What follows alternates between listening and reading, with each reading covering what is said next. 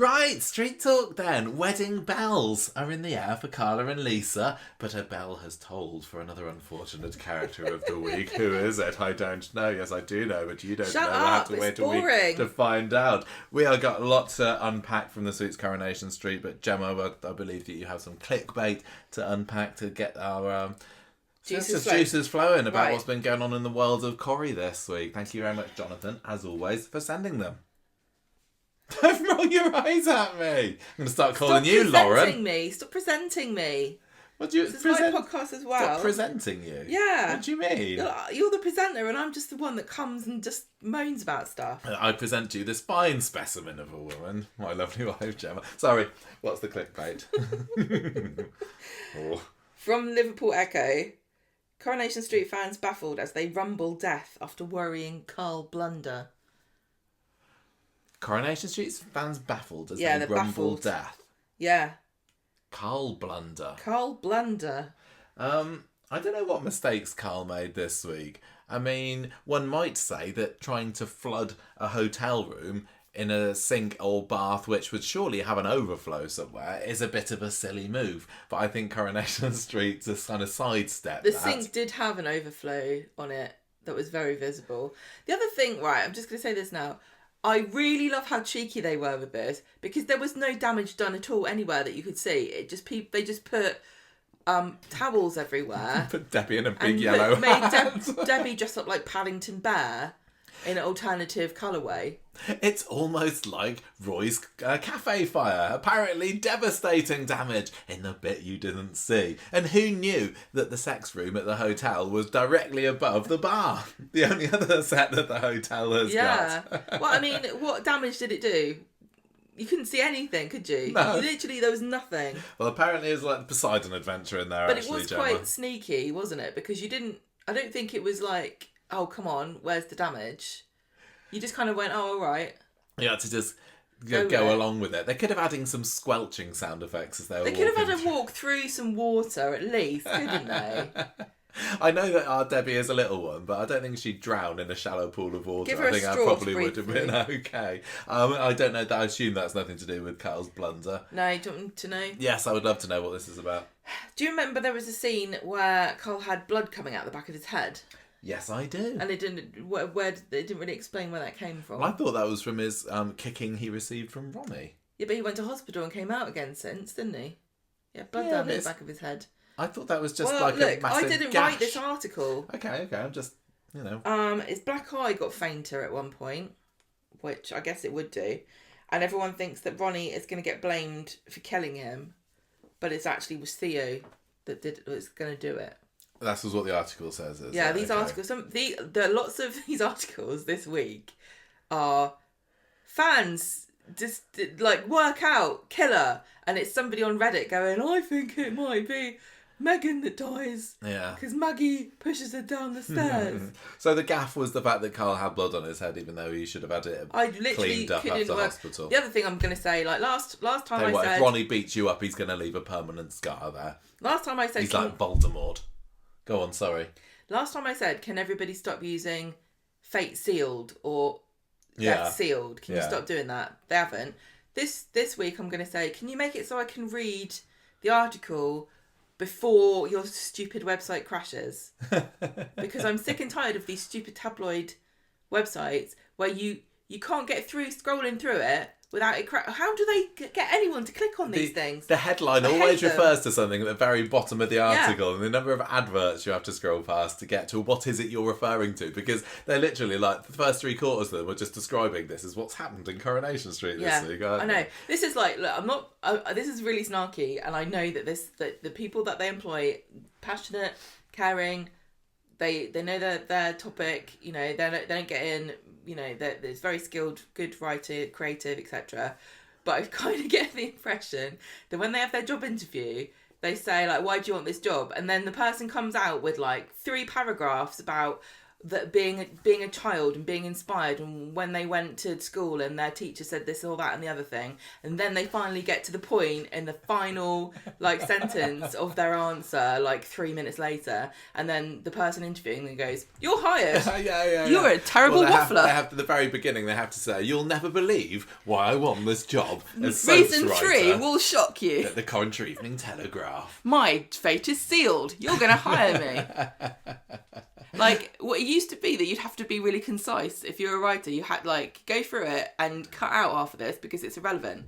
No, now they're like, right, well, you haven't described how old everybody is. That's the first thing you can pad it out with. Well, there we go. So Carl's fans have rumbled it's Carl, have they? At least according to that article. We're going to have to be very careful. I mean, after we finished recording last week, I had a bit of a panic, didn't I? I don't know why. I was like, oh, did I accidentally give away the person that got murdered? And that to sit and flip and listen to. We still got accused of doing it, didn't we? We didn't get accused. We had somebody posting on a Facebook group that they wondered whether we spoiled something. We did it by accident. But no, we didn't. We made it very clear. I'm really surprised that you didn't like the... We specifically said, do not read into it. I don't understand how you could have still read into it. Right, anyway, come on, what we got next? We don't lie to you. That's the thing. We don't lie. We're not going to lie to you. That would be stupid. Yes. So you and I mean other Coronation Street podcasts are available. And if you want some theorising, some last minute theorising about who's going to get bumped off, maybe that's them this week. Well, maybe, but that's why we did the one before. And literally, I don't think anything's changed. Not really. The only thing that's changed is that Jodie's got a bit more fleshing out of what it is, and we said that would happen. Fleshing out. But you can listen to other podcasts. I wasn't saying that. I'm just saying that I think we did a really good job of setting it up, and there's no conversation that you can have during the next week because I'm worried they're going to spoil it by the order of how they reveal each character. So next week's Coronation Street then, and I this isn't a spoiler surely. I'm really, really sorry if you are spoiled by this. But next, I think this is essential to know. I think that this... Okay. Not knowing this has spoiled... This is our PSA. Not knowing this has spoiled some people's enjoyment of this week. Don't you think? Oh, yeah. Do you want to say I think you need knowing the format of how they've set this up is important. I don't know why it isn't more clear, because I don't think it has been very clear. But this week was just about lead up to the wedding. The body was found. You don't know who the body is. Then next week, each episode will show you what was happening during that day to lead to the possibility of each character being in a situation where they might die. Yeah, and I can't remember. I think, for example, Monday is a Theo-centric episode. Don't quote me on that. I may be wrong. But yeah, that'll be like following Theo during the day. Obviously, it won't show if it's Theo that's killed. It's not going to show that or not. The episode's going to end, I imagine, when they may be in some sort of mortal peril or something, I don't know. And then the final episode of the week, Friday, because Megan and Maggie are going to be together on, I think that's Thursday. Friday is going to be a kind of a culmination of what they all did next, including one of them dying. So it doesn't matter what order they're in. No.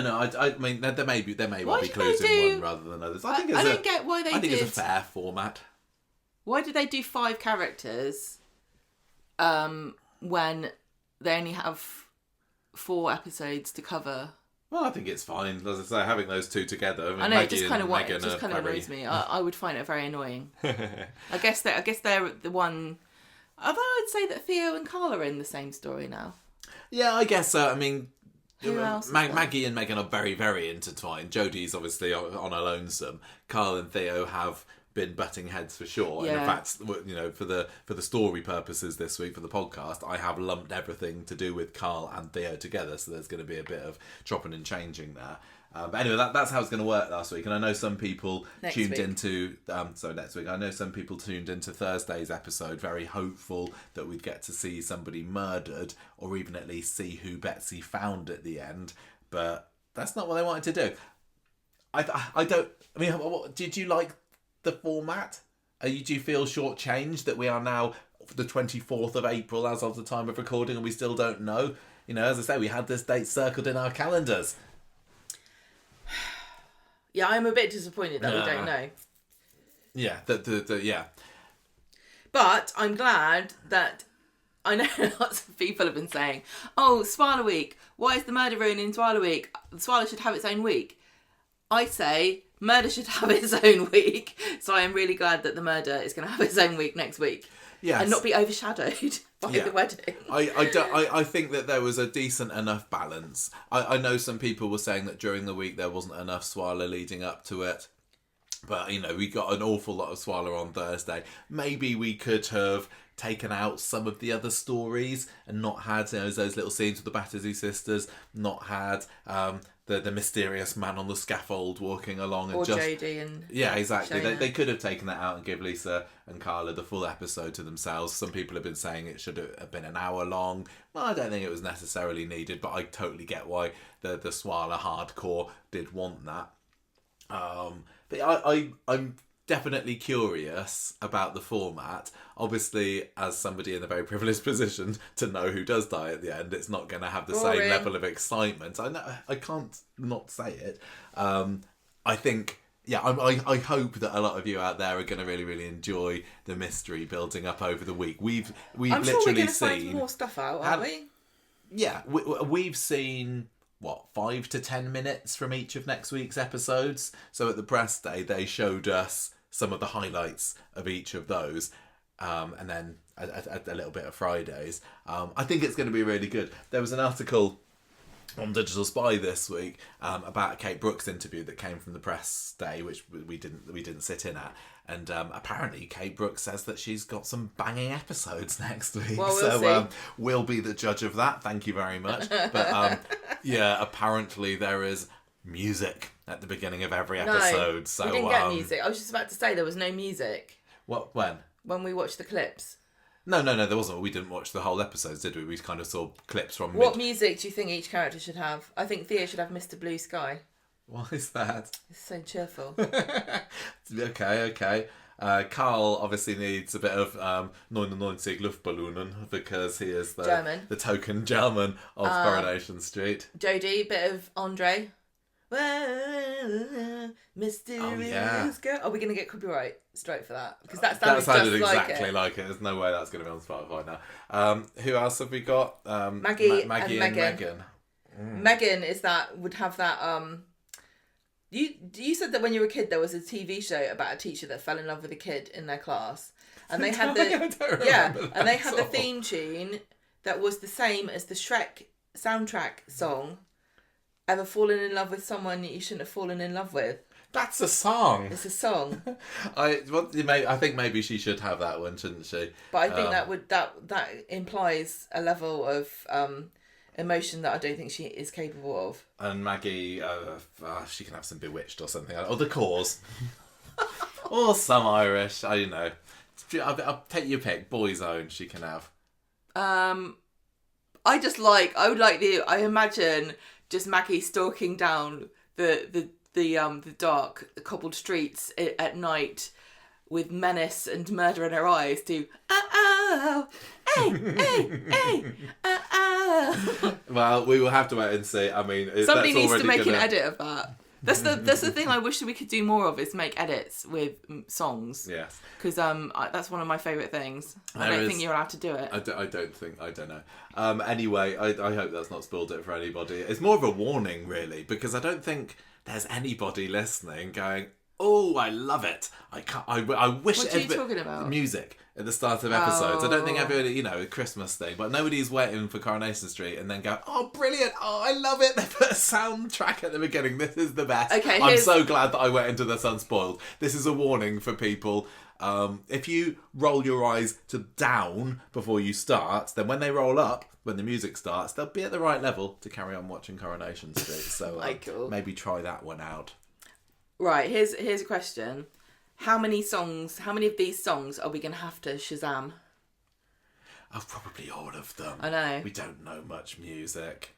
I don't know the music they play on this bloody show. I'll tell you that for nothing. It's like they go through and they go, what ones has Gemma never heard of? Tell you what, they haven't put any... Well, although there was the soundtrack to the wedding this week. They had a bit of Nolan's, didn't they? In the Mood for Dancing. Yeah, they had that one. Did they have... I Shazammed them. I don't recall that. I can't... No, they didn't. Anyway, yes. I don't care about music. I like music. I'm just saying, I like if you music. want to appeal to me at the moment, Coronation Street, put some Aqua on. I like it, but I never realised till I did this podcast how much I don't care about it as much as other people really, really deeply care. Like, it's fine. It's just another hobby. Right, we must get onto our second clickbait because the conversation. It's not second. We've only done one, haven't we? Second. Oh yeah. It's all right. It's all right. Conversation just ebbs and flows and goes in whatever direction we choose. Right. Okay. So these are all about the murder. You don't have to do it. Listen. Coronation Street fans make Theo and Meghan demand as favourites to be bumped off from Manchester Evening News. So is the demand just like kill them both? No. Meghan and Theo? No. What do you think those two have in common? What do they have in common? Yeah. They're wrong-uns. Yeah, they are wrong-uns. Yeah? Yeah. So kill them both. No, not kill them both. Have one kill the other. No, bring them to justice. Don't kill them. Don't kill them. Don't kill them. And favourites, somebody said, I don't want any of them to die. Yeah, I mean, I still do wonder how many of them will just die at a later date. Coronation Street fans baffled by missing Jodie Ramsey storyline as they make demand. Is this just the demand earlier in the week to say, can Coronation Street please tell us what's been going on with Jodie? Because I mean, we got some kind of backstory in was it yesterday's episode or Wednesday's episode? I don't remember, but I just don't know whether to believe a word that comes out of her mouth. I know what she was saying. So she was saying, and that's how I got into a van, and I don't know. What was it? I'm a very gullible, kind of trusting sort of person. So if somebody says something, I'll be like, okay, I'll take that as read. But I'm starting to doubt the person that was hired to take Jodie away from Olivia's dad. I think they were just sharing the drive. Was she hitchhiking? No, they were both going somewhere, and he was like, I'll drive first. You sit in the back under a blanket. And she's like, oh, this is fun. It's like I'm being kidnapped. Maybe. She does like a little bit of role play, I imagine. I don't know. What have we got next? I'll just do one more. Okay. Coronation Street fans suspect red herring as new murderer spotted. New murderer spotted from Manchester Evening News. New on top of what? Like a new potential killer that hasn't been considered before? If you think to this past week, who has suddenly appeared in the show? Why, Miles Silverton. It's more than one person who's suddenly... Why, Mel Gibson. Willsman. Yeah, Mel Gibson. For both of those two, is it about that? And there's another two. Are there? What's some more appearing characters? Well, they're not... Well, there's other goons. Yeah, the goons. henchmen. Yeah. Yeah. And they said... Tell you what an utter disappointment that would be if any of those people turn out to be the killer. This is what the article... The person, I totally agree. At least Miles nervous. is a somewhat established character. He's been in it for 6 months on and off. I can't see it being this Mel. No. God, if Mel turns killer, what? She seems so reasonable as well. Yeah. She reminds me of... damn it. Bread Sauce's first wife. Huh? What's his name? Oh, Joel. Joel. Yes, his first wife. I've totally forgotten about her. Yeah, reminds me of her. Just as, hello, I'm a sensible woman. I shouldn't be on this programme. But not at all fishwifey enough. Yeah, I mean, we definitely don't know the identity of the killer, do we? But well, we do, because it's going to be somebody on the show. Well, yes, I know. But well, it better be, otherwise imagine. I know, the most disappointing thing would be it's a character who comes in that we've only just met.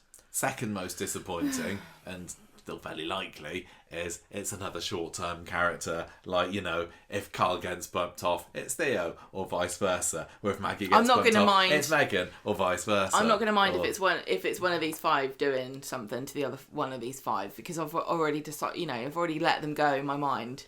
I suppose so, but I'd like there to be a bit more of a surprise twist. Like, oh my gosh, I can't believe that so and so is leaving. I've got a theory that I can't say.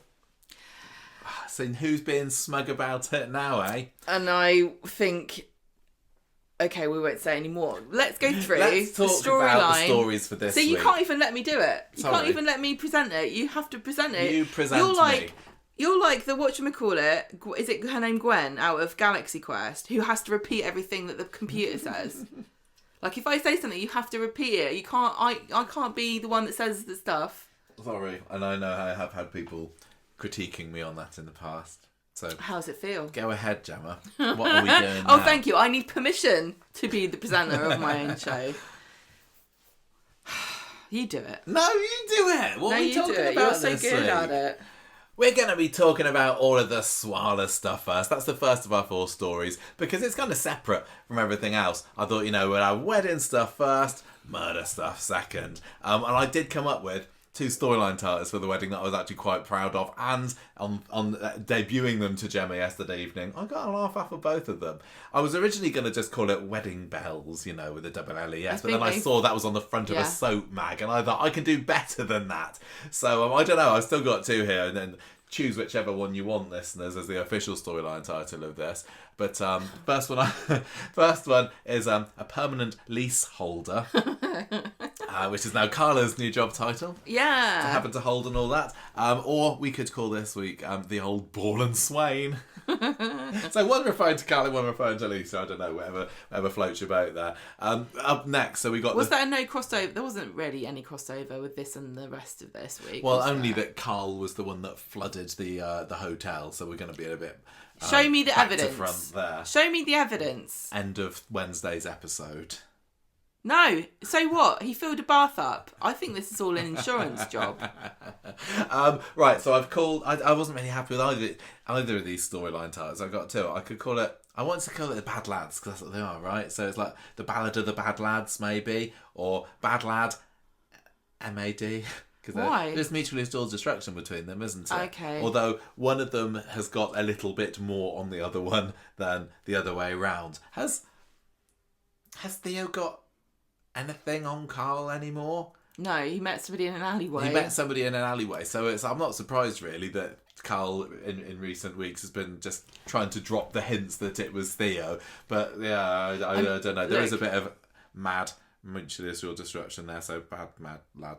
I'm really sorry to say this, rags. But the whole Theo versus Carl bitching at each other, being smarmy, was so great. I don't think I've ever enjoyed Carl more than I did this week when Theo was talking to Miles by his van, and then Carl kind of minces over and is like, "Oh, well, thanks for last night, lovey." Oh, having the 2 of them going at it.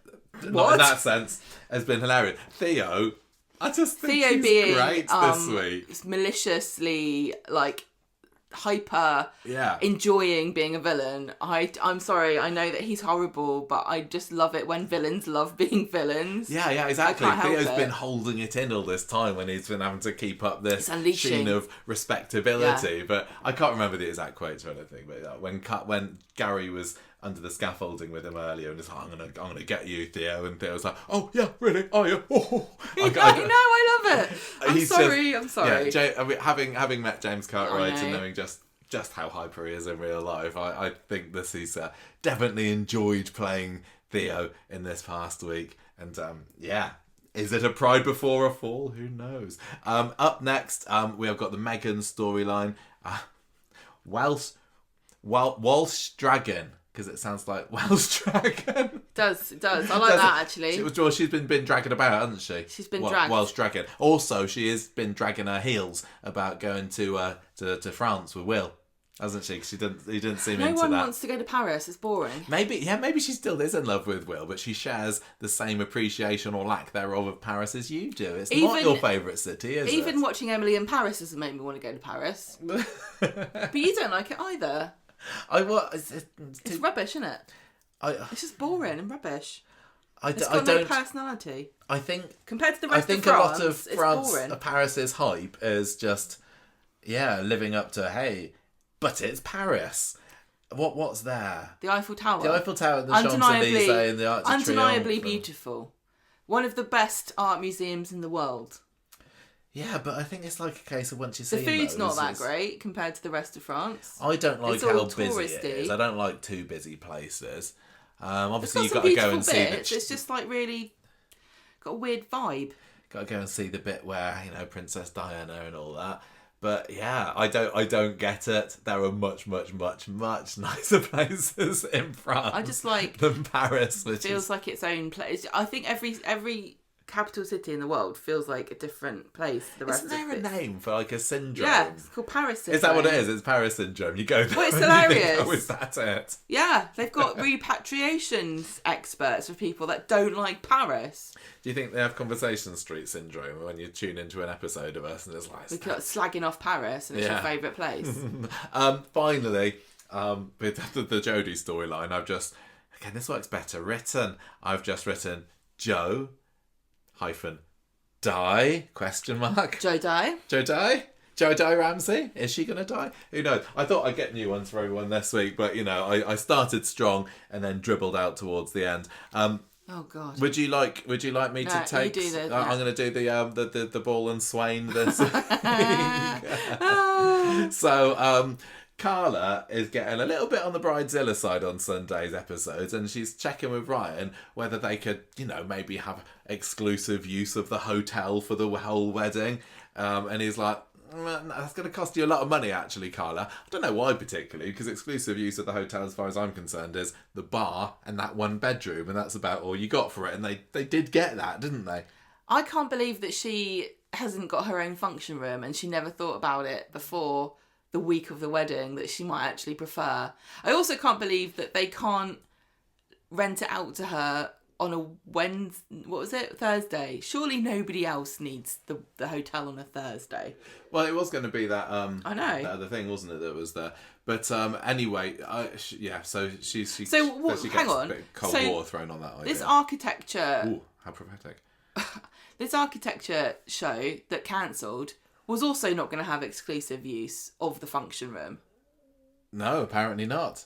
Well, I hope they weren't trying to sell tickets then. I want to go back. This doesn't make any sense. There's no way this hotel doesn't have a function room that you can exclusively access if they have weddings and functions. Don't take it out with me, take it out with Webby Debster, Gemma, I'm sorry. She needs to get herself It's been booked out permanently by the Etheric Foundation. Yeah. Is that right? No. No, that's the one before. So the Ultraviolent. What was it? What was Rowan called? I want to go back and watch some 2024 Coronation Street, just to see the Institute scenes. Why? And where they were filmed. Because they weren't all in the bar, were they? They did have a little special side room that they went in. But I know it was sometime around then that you renovated the hotel set. If you go back and look at Chariot Square a couple of years ago, it looked very, very different to how it looks now. It didn't have the big tree in the middle and things. So right. What anyway, she gets a phone call to find out that Connie's going home. Oh. So that's the end of that story, and Carla just spends the rest of the episode kind of moping about it because she'd grown to love that little thing, hasn't she? Yeah. I suppose. Yeah. I think there was a bit of a sense of, is that it then? Yes, it feels a bit like, okay. The most optimistic people seem to be holding on to the idea that it's setting something up for the future. Betsy and Dylan going to have a baby. It is really funny that this couple started out with this really iconic photo shoot. And everybody loved these pictures, and then... Oh, what, them holding the baby? No. The Swala photo shoot. Oh, that photo shoot. And everyone then got sick and tired of these same two photos being trotted out every 5 minutes. And got bored of them. And then Corrie went, let's do another photo shoot. But this time with a baby. But don't worry, the baby won't be in it.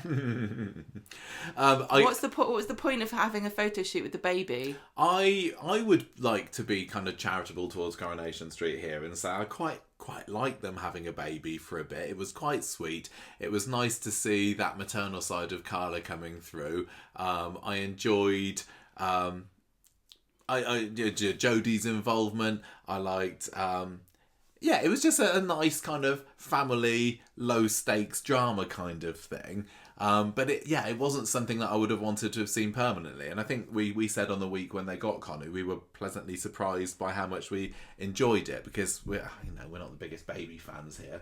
And it's like, oh no, another baby. So it was quite sweet. But I would be quite surprised if the skills that Carla, Lisa and Betsy picked up looking after Connie this past month don't come in handy at some point over the next 12 months. And that isn't like me trying to skip around spoilers. What are you talking about? I've got no idea. I'm just saying there's probably going to be another baby that they'll be looking for. Why? Looking after. Oh, like because it felt too much like a old school Corrie story, which is just about a situation, what if Carla and Lisa had to look after a baby? What would happen? They don't really do that. They're very deliberate with everything.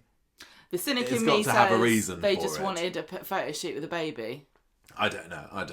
It was a nice bit of character development. I didn't know you could just order a baby for like a month, because that's fine with me. You wouldn't do it, would you? For a month, I would. It'd be fun, wouldn't it? Yeah. Don't know whether anyone would trust us with it for that long. Well, we'll find out, won't we? Anyway, so what was... Well, that was it, really. And Jodie comes round. Oh, I'm sorry to hear your baby's been kidnapped. Give me some money. Yeah. Well, Lisa says, look, maybe Connie can come along to the wedding. No. And she says, look, well, whatever happens, Carla, you're always going to be her auntie. You'll be a part of Connie's future, whatever happens. Blah, blah, blah, blah. And then they never speak of her again, probably. Yeah. Do you think the day that Bobby phoned up and said he wasn't coming back, do you think Carla and Lisa and Betsy had a sad cuddle on the sofa on that evening as well? Or did they crack open the champagne? No, I think Carla was like, oh, what's that? You're not coming? Oh, yeah, we're going to have to take your name off the table plan. And she's like, God damn, we forgot about Bobby. I love how they didn't even attempt. They did mention. Michelle sent some flowers. No. What are you talking about? What? They didn't even attempt what? To bring in or mention or whatever any, family members. They did mention Bobby and Simon. You just did they? Yeah, you just didn't pay attention. What did they say? They're house sitting a mansion in the tropics or whatever, some part of. Honestly. They're house sitting in some fancy European place. Well, most of the rest that you would not let those two anywhere near.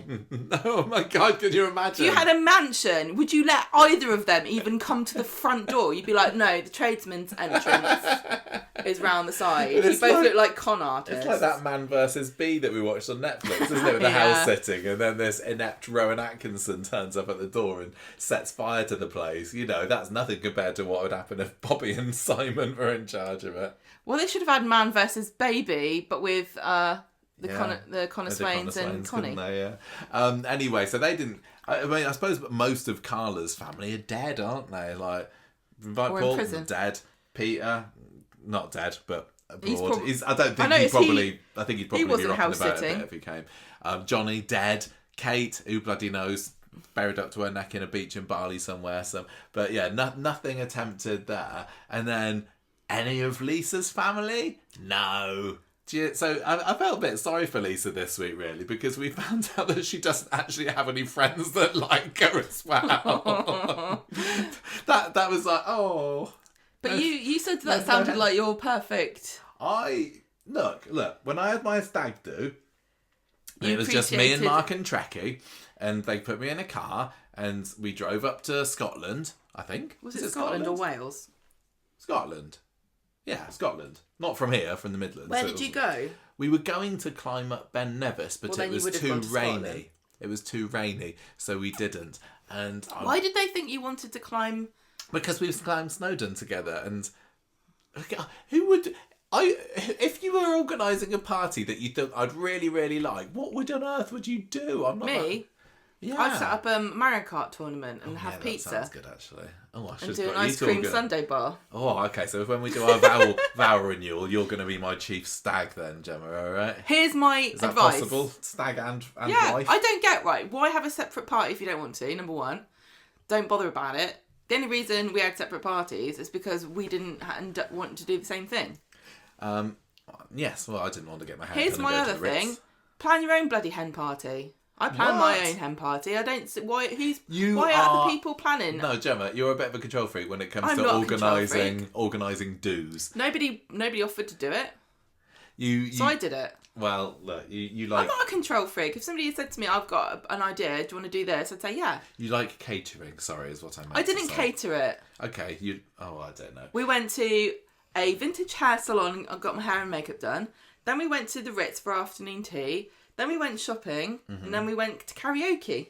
Lovely. It was great. Anyway, so I did feel some kind of kinship this week with Lisa when she was like, oh, it's fine, I'll be all right. And then she went to the shop to pick up a microwave meal, because that's probably what I do as well. If you were having a party and there was no food in the house left. But why fib about it? Well, it's just safe face. I don't know. Anyway, there's a lot about this storyline that didn't make any sense. I would have liked to have seen some of Lisa's family.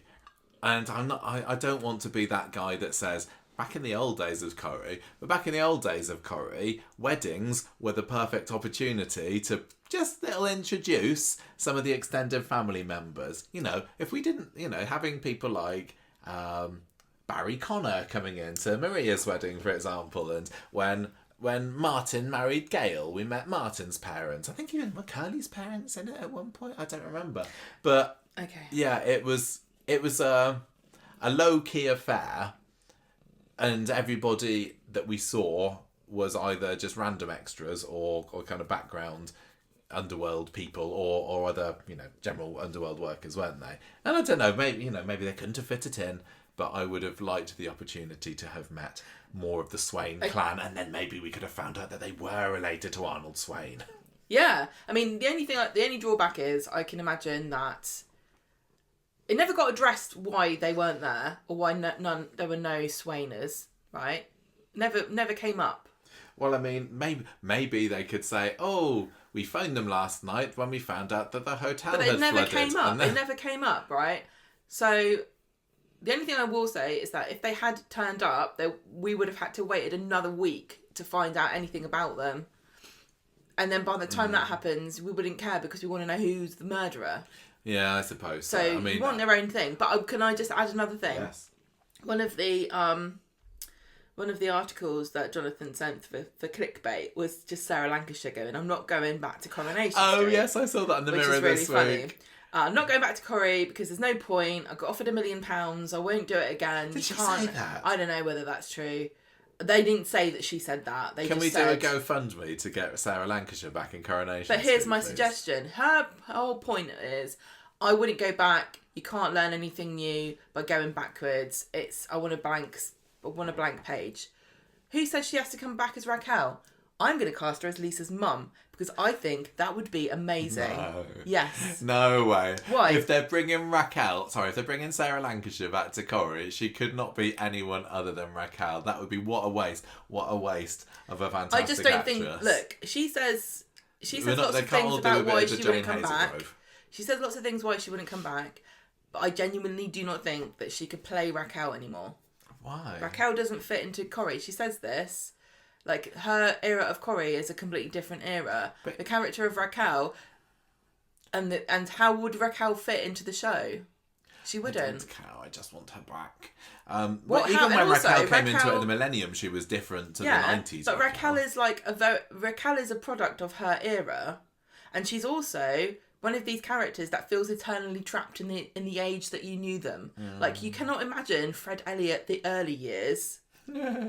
I can't imagine Raquel as anything other than a young, naive ingenue who then returned triumphantly as a mysterious Frenchwoman, only to disappear back into the night. Oh, God, it would be brilliant, wouldn't it?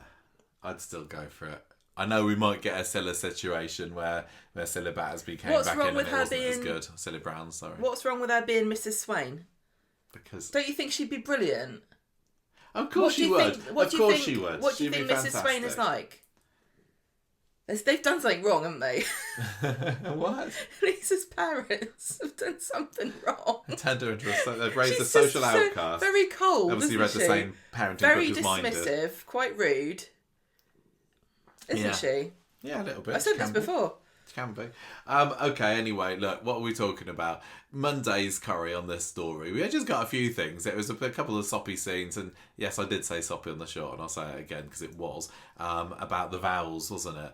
And she's read, Betsy's read the vowels that Lisa has written for Carla, and oh, aren't they sweet? I've got a critique. No. They're not really vowels, are they? They were just speeches. They were just speeches about how much they love each other. If I was the registrar, I'd be like, this doesn't count. You've got to say something. You've got to pledge something, haven't you? Yeah. I thought there was a bit. I can't remember. You know, we went into this week. I went into this week. Maybe I don't want to speak for you. Definitely more excited about all things murder than all things but it's Swala. true.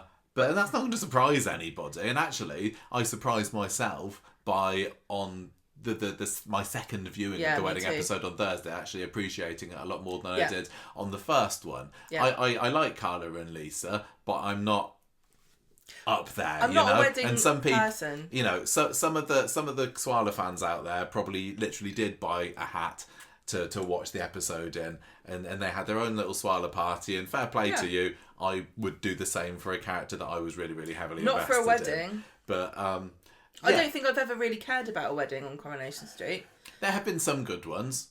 It was a nice wedding, but it wasn't something I was that thirsty for. It's normally full of drama, and if it's not full of drama, at the end of the day, I come out of it going, "Good for you," like you would do if you read somebody got Duke of Edinburgh award. Good for you. It's nothing to do with me. I just don't find it that interesting. I like the outfits. I like looking at the outfits. I like looking at how they decorate everything, and that didn't really work out this time because it was a bit ad hoc.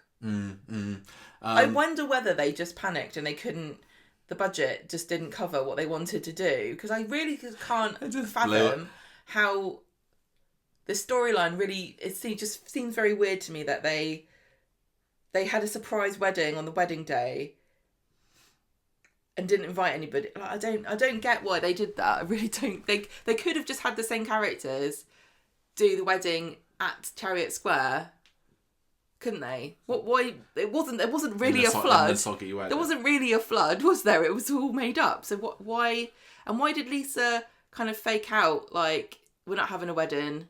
Oh, we are having. I just don't get it. Because she's a little minx, isn't she, Gemma? She wanted to see that smile on Carla's face when she led her up the Chariot Square. Do you not think it feels steps. a bit out of character for her? She seems like the sort of person. Feels to me, if anyone was going to do that, it would have been Carla doing it to Lisa. Oh, do you think? Yeah. I think that's, Lisa is often very reserved. She feels very closed off and a bit like scared of her own emotions. She is, but I think sometimes she tries. Yeah. And I think that what she did this week was her trying to She was taking on a bit of Carla's spirit. Yeah, no, I think it was that.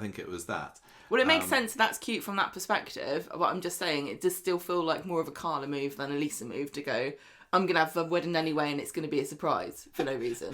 Can you believe that there have been 3 weddings so far in the Coronation Street this year, 2/3 of which have been a surprise? Oh, yeah. And they were both the gay weddings. Yeah. What's going on there? Yeah, That's a bit Lisa weird. didn't blindfold Carla and lead her up the steps, but, it's not a million miles away from what Theo did to Todd, I'm just saying. I tell you what, people go back in time when they're watching it in the 60s, their minds would blow if they knew that in 2026 there'd be 2 gay weddings and a biracial wedding. All in the first 4 months of the year. 4 months of the year, yeah. Oh my gosh. No, but it is quite funny that I don't think I'd put that together until just now. But obviously I'm not likening weird. Theo and Todd's wedding to this one, but... No, that is a worrying trend, isn't it? Just saying. Luckily, Carla, what we didn't get is having the camera spinning around Carla and her looking like, oh my gosh, I don't want to do this. They should have had Gary there. Going, yeah. Well, no, they could have had him there in the bar going, no, stop. Last time I was at a wedding like this, I was made to look so stupid, everybody. This is wrong. Fooled. Cancel the wedding now. Not tricking me twice. Fool with me this, once, shame on this me. Surprise wedding malarkey. Anyway, so Monday's all about the vows. Lisa is doing her vows. They're lovely. Carla struggling a little bit. She says she doesn't want to do it wrong. It's just standard stuff, isn't it? Standard stuff. Writing vowels. You don't often bother. You don't often get on. Yeah. Just do your own. Just read what everyone else says. Gemma, you've always said that you're not a fan of custom vowels, have you? It just seems to cause stress. Corrie loves them. I know, because they want the writers to come up with something unique. Come on, Damon. What are you going to have them say this time? Well, Betsy gets the wine glasses out because apparently, if you're a writer and you're stuck, you just drink. Yes, that loosens the old writer's block, So I found the wedding quite charming when Lisa Carla was saying, I love you so much. It's so pretty and your hair is so nice. Anyway, the vows themselves I thought were very nice. Were they vows or were they speeches? But whatever it is. So, Tuesday... Do you know what? They should just call it declarations of love. Yeah. Do you not think? I guess because so. Really... The whole point of a vow... But then when one's unfaithful, the other one they can get out of it by saying, well, I didn't promise I wouldn't. anything. I just told you I loved you, which I did back then. The whole point of a vow is like a religious ceremony where you're promising God and everybody else that you're not going to be a big fat cheat and you're not going to dump you when you get cancer and stuff, right? Yeah. If you're taking away that element, then don't just have a nice declaration of like your love for each other. Yeah, but I mean, in a secular ceremony like this, it's promising to all the people that are gathered and listening. And I suppose in this case, it was only Roy and Betsy that were there, wasn't it? And Uncle Rai. I can't remember what they promised to do. I don't remember, but I'm sure people will be able to write in and tell us. Anyway, Tuesday, they got the hen do, right? So Sally's organising Carla's. Lisa's allegedly doing something in town, but it's very vague about the details. We later find out with the British Transport Police and the dog handlers. Exactly. And so, Jess is busy. Oh, yes. Jess. Oh, this is my big shock of the week. Law. What? There's law. No. Yes, yes. Jess Law. Jess Law. What's that? Lore. Yeah. Oh, lore. Lore. You're talking about lore, not law. Okay. The Jess lore this week is that she has a child. No, she was babysitting. Doesn't mean she's got a child. She couldn't get a babysitter. Yeah, I thought it was she couldn't get a babysitter. Yeah, it doesn't mean she's got a child. I now choose to believe... Maybe she's got custody of one, like... In my Jess headcanon. Maybe she's got Connie. Yes. So, oh, maybe. So Jess has got a child. We're finding all about her, aren't we? I know, do you think she's going to be the latest... didn't even have to be in it this week. Latest character to be a main character? I'm sure that... What?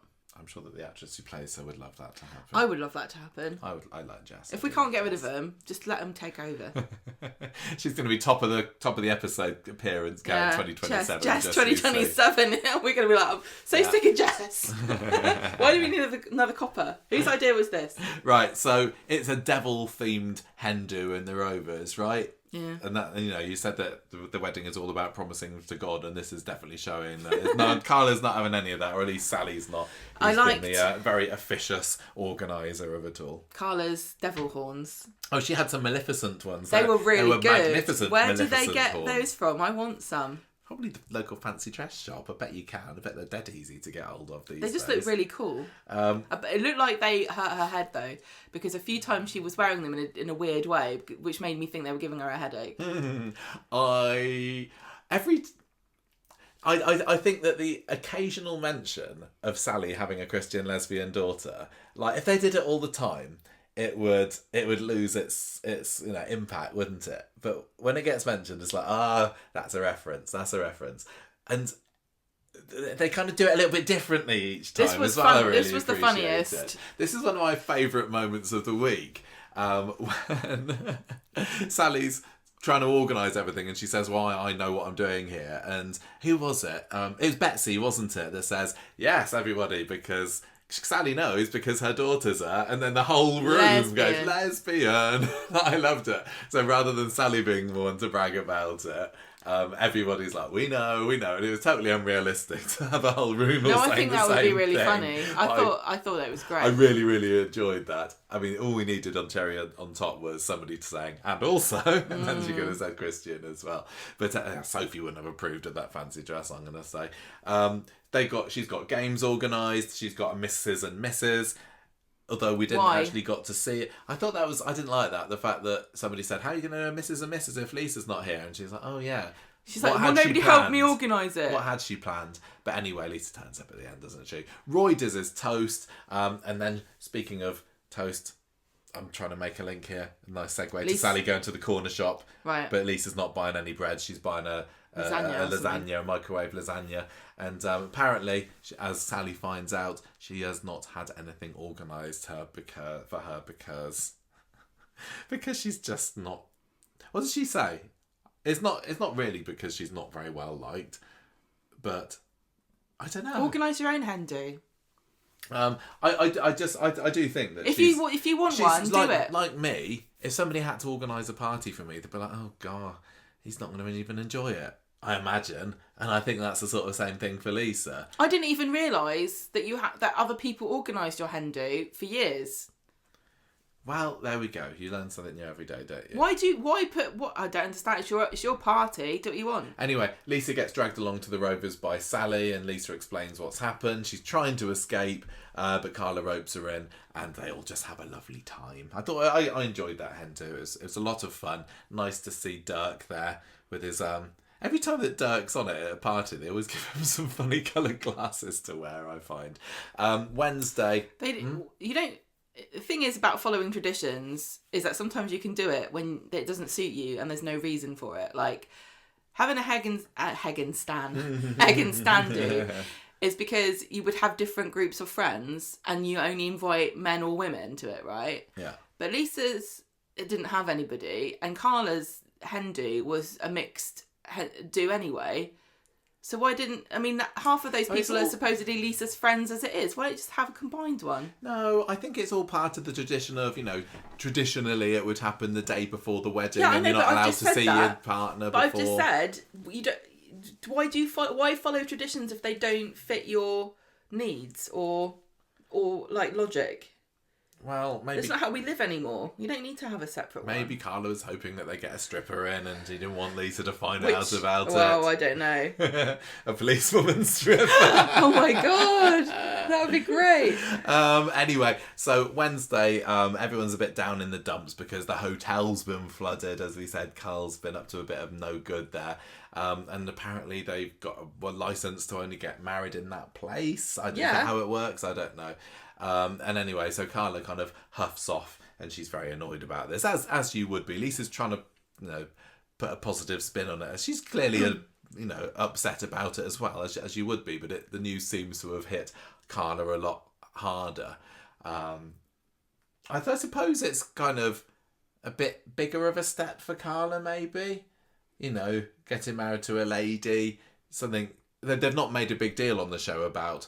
Hey everybody, look, it's Carla. She's been married to a load of men before and now she's marrying a woman. But I expect in Carla's head, she's like bricking it about it and thinking, oh my gosh, this is absolutely huge for me. And I know, I'm not saying, it's Lisa's second time so it doesn't mean anything. But I think this was kind of Carla's way of proving to herself that this is the right thing for her. And it shows her commitment. It shows it shows the audience that she's... Yeah, properly invested committed in it. Yeah, and wasn't Carla the one that was kind of dragging her heels a little bit more at the beginning of the relationship? I don't know about going ahead with it. I don't remember now. Again, I'm sure somebody will be able to write in and tell me. But yeah, so she was not so happy about this. And Ryan tells them it's going to take forever until this hotel's up and running again. You've got to move all of the towels out of the function room. Got to get all the hotels out of all those all the bedrooms. Sorry, got to get all the hairdryers out of all the bedrooms. In case everyone does a Valerie. And yeah. No, I was going to say to dry off the flooded floor. But the cords will only stretch so far, Gemma. I think it was funny how they were going to phone Ed up. Like, Ed's going to do anything. Yeah. If it's been properly flooded, what the hell is Ed going to do? Get down on his knees with a straw. This is going to take me quite a while, everybody. Ryan, don't make any bookings. And have a slice of lemon in it at least. Anyway, that's that really, isn't it? Lisa and Ryan talk about the possibility of downsizing it and it still being able to take place, and they kind of say, well, Carla has done the whole big wedding thing before, so they basically end Wednesday's episode thinking, maybe all is not lost. I mean, nobody, not a single viewer finished Wednesday's episode thinking, oh my, they're not going to get married. I don't get why this happened. There's got to be some added. I want to do like a look at every single wedding on Coronation Street and which one had some drama or crisis or infidelity or something. That would be a good bonus episode. Just crisis before at the wedding. Yeah, exactly. Well, they all do. And they weren't going to have either Carla or Lisa kind of copping off with someone else. Lisa did that a few months ago, so we couldn't have that as the pre-wedding drama. So hey, why not this? Don't get me involved. I don't know. But anyway, Thursday was the big wedding day, and Sally. I did enjoy it. It was funny because when we were at the press day and we watched it. What? I'm just trying to think. We went in there thinking, okay, it's going to be the wedding. Great. We want to find out more about the murder, and I think maybe then we were watching the episode and feeling a little bit let down that there wasn't more murder stuff in there. And I think other people who were more on the side of the murder excitement yesterday felt the same thing as us just 2 weeks later. You know, because some people went into it and then they were disappointed that we didn't get to find out the body. We didn't get to find anything. They also tuned in for the murder. So I kind of watched the episode a couple of weeks ago and like, yeah, it's fine. It's fine. You know, outfits are fairly nice. There's some good script there, but whatever. It wasn't exactly what I wanted to get out of the episode. And being able to watch it again yesterday, I definitely appreciated it a lot more because I didn't have those raised expectations, you know? Yeah, I know what you mean. Worth watching again if you weren't so keen on it the first time. Don't wait a fortnight, just give it a try. So Sally arrives at number 6 with this bouquet from Michelle. Lisa pops onto the doorstep as well with her and with Carla and Sally and says, oh, Debbie's planned us a free lunch at the hotel to make up for it. I'd be fuming if I was Carla. I wouldn't want to go along. No, I'd be like, why would I go to the hotel that apparently can't open? Yeah. They can do dinner. Exactly. What are you talking I don't want to be wading through to get to my table. Thank you very much. She's convinced by the offer of free champagne though, so Lisa knows exactly how to push her buttons. That's how you know that they're made for each other. And then she says, "Get dressed," because that's a reference. If you didn't get that, I quite like that. It's the whole don't get dressed is how it started, wasn't it? And okay, I don't need to explain it. Lisa tells Sally when Carla pops inside that she needs her help. So up until this point, she had no plan for what was going to happen after the wedding. What do you mean?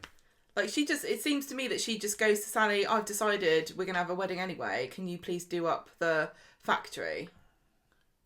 Because they weren't going to have the reception at the hotel. Yeah. Why did she only ask her in the morning? I'll be furious if I was Sally. No, I thought the reception was going to be at the hotel. Carla was just wanting... No, what did you... No. She planned... Yeah, the reception was going to be at the hotel, and it can't be. So then Lisa waits till the morning of the wedding to say to Sally, I've had an idea. Can you please do up the factory? Yes. And she's like, oh, no, why didn't you ask me yesterday when you knew that you were going to do this? Well, they needed to leave us on a cliffhanger, didn't they? On Wednesday's and episode, Sally goes, oh, you know what? I've found how to make pictures on ChatGPT. I'm going to make some cute pictures of you. Yeah, I think Sally definitely used ChatGPT Image Generator 2.0 for those Carla and Lisa pictures. It was really funny. So realistic. It's really on point for Sally. You can just imagine her spending all day long making pictures and sending them to Rosie and Sophie. I totally can. I wonder if Emily Bishop's found it yet. Oh, this is Jesus at the Rovers having a pint. This is Jesus in the charity shop I used to work in. Do you remember? Yeah. Jesus, one of the friends of Weatherfield Hospital. Okay, so we've got... Where were we? Change of plan. Yes, change of plan. Sal, help me, please. Yeah. Oh, I enjoyed the scene in the shop where Fizz gets the phone call. And Fizz didn't have a whole lot to do this week, did she? But her excited reaction to hearing the news from Sally was very pleasing to me. How would you feel if you took the day off on a Thursday to go to someone's wedding that got cancelled the day before, and then on the day of it, you had to actually organise and do the catering I'm very magnanimous, so I'd be happy about it. I'd be like, taking my bra off, I'm not coming. Well, Fizz's bra was presumably still on. Well, she was in the shop. She was in the corner shop. Lisa gets... Oh, no, I've just said that, didn't I? So anyway, they arrive at the hotel. Surprise! Their wedding is still going on, and Carla's there in a big old sequiny sparkle dress, isn't she? But luckily, Betsy turns up with the big shoes and the dress, so it's all on. You said this before. Not the dress. That asked me to talk about fashion, Gemma. That's your domain. Talk about fashion, wedding fashion. Carla wore trousers. They both did. Yes, they did. In a way. Yes, of course they both did. What do you mean, in a way? What? How did they not? Neither of... Yeah, I would say that Lisa's outfit was the more traditionally feminine of the two. You don't... Because it had dangly pearls. She wore a jumpsuit with... embellished with pearls and a sheer top with kind of... They both looked like they were getting married for like business purposes. Like they were gonna write the tax off or something, because they both looked they were doing wedding business, because Lisa's top had this kind of like lapels, didn't it? Like booby business. Yeah, she was very clavacious, was our Lisa. And Carla was more like, traditional wedding business, because she was wearing the waistcoat and the suit and jacket. And it made me realise that whenever I've seen Carla in a wedding dress, which is a fair few times now, I've always thought that it didn't really suit her. And I don't really know why. But today, when we watched the wedding, it really felt like that properly suited her. I thought she looked great. I thought Carla looked cracking. It was a really lovely choice. I did like that they both had trousers, because a lot of people were trying to get at, it's one of these things with when you have like two women getting married, everyone goes, who's going to wear the dress and who's going to wear the trousers?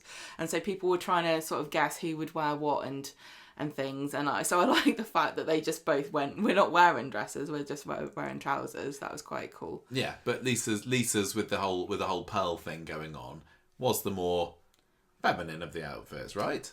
It doesn't really matter to me who was more feminine, but if you were to just have a picture of Lisa from the boobs upwards. Okay, but a lot of people would have a problem with you even saying that one of them was more feminine than the other, because it doesn't really matter. No, it doesn't matter at all. It doesn't matter at all. I thought they looked great. I personally wasn't a fan of the pearls. But at one point, one of them was dangling off her elbow. Was it at the break? Was it when they were holding hands and doing their vows or not vows? And you said, she's got pearls dangling off her elbow. Oh dear. Someone in the makeup department, not the makeup, the costume department got fired for that blunder. Anyway, very, very nice. They both look beautiful. And Carla is a little bit overwhelmed, and she's like, are we finally getting hitched, are we? And Lisa says, to quote you, my darling, we flaming are. Don't use my darling, because that is Sarah Louise's catchphrase. Oh yeah, you said that, didn't you? Sorry, Gemma's just getting up. We've got two flies that are buzzing about the room here.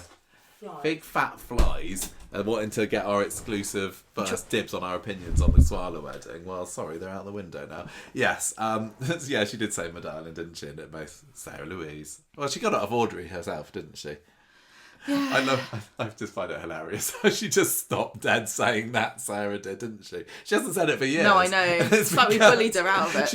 I think we did. No. I think we did. They went through a period of about, 3-4 months of Sarah just saying, my darling, it just felt really strained. It was. This is like... Anyway, I want to be one of those Corrie characters with a catchphrase. So many classic characters have had a catchphrase. This is Sarah Louise's catchphrase, my darling. And sometimes it just... Oh, my darling. Doesn't stick, does it? It's no eat my shorts. Which I really would like Sarah Louise to start saying, eat my shorts. Eat my shorts, David. Right, so Betsy's there, she's having a bit of a cry. She's telling Lisa how proud of her she is. And she kind of semi-references Becky, doesn't she, by saying, I'm so proud of how you got through. And Lisa's like, that topic is off limits, thank you very much. Don't talk about my Today's bitch about ex-wife. me and you, and I guess Carla as well, I suppose. Roy's there. Roy, who had flouted his normal rule for not lying. Okay. He did it once, didn't he, with Abby and the gun? He made a back big in fuss Coronation about that. Street, and now he can't stop himself. I wish he just said, telling porky pies. this doesn't extend to surprise parties, Carla? What do you mean? He gives Carla Haley's favourite bracelet. No, he doesn't. He lends it. Yeah, that was great. That was really great. That was great. She's like, I can't take this, Roy. Like, no, like, I'm not giving it to you. I love that. That was a great line. And then they walk towards the camera. They didn't know how they were going to do walking down the aisle, which I find quite difficult to believe. That they had not talked about it or thought about it. Yeah, I know. We had a wedding rehearsal. Is that just a church thing? I literally don't know, but I think especially if I'm Carla, and I'm like, this is totally new to me. I've never been to a lesbian wedding before because we've never had one on Coronation Street, so I don't know. How do we do the aisle? What do we do? Because, like, what happens? Yes, they just didn't talk about it. Like, they literally didn't even have invitations until a month ago. Well, I shouldn't be surprised. They should have just asked Kit what to do, shouldn't they? Yeah, and Kit knows. Kit's the that was the line. Don. That was the line of the lesbian wedding episode for me. I didn't. That was the funniest line. I know. You didn't get it, did you? I did get. I said, Gemma, are there lots of lesbians in the police force? Then you're like, well, look. No, hang on. So. Well, look. The joke doesn't matter. No, I mean, obviously I got it, but I didn't. I wouldn't say that. You just bamboozled. That was a well-known thing. I don't know. Anyway. So they get married. They say their vows. Lisa's telling Carla that she used to think she was terrifying, but see that to me, that's not part of vows. That's just a speech that you make. That's the speech you make when you've got married. Why are you saying you're terrifying? She says she's Aggie, didn't she? I thought she said Haggy to start with. Oh, well, maybe it makes more sense because... I thought you were right, Haggy, but you've scrubbed up all right, actually. I always wondered where Aggie got to, Aggie Bailey, and it turns out she was just running the factory all along. I thought you were Aggie this whole time. I thought I was going to be Michael's stepmom. Damn it. I just wanted to be married to Ed so that he could sort out all my plumbing problems. I wanted free holidays to Singapore. This isn't going to work out for me. She says, I want your face to be the first thing I see every morning and the last thing I see at night. Aww. I never see your face first thing in the morning. Just have to look at me. You can look at me if you want to. Well, it's dark. I can't see you anyway. And often you're facing the other side, aren't you? Well, that'd be you're facing the window. That'd be a lesson to you. And you're definitely... Who cares? Anyway, it's sweet, isn't it? You know what I look like? Look on your phone or something. Carla says we are our own love story. Sorry, we're being very flippant about these very serious and loved up scenes. Don't come to us for sentiment. No, unless it's a character that we really, really, really, really love. Yeah, I'm not. You can't come to me for this.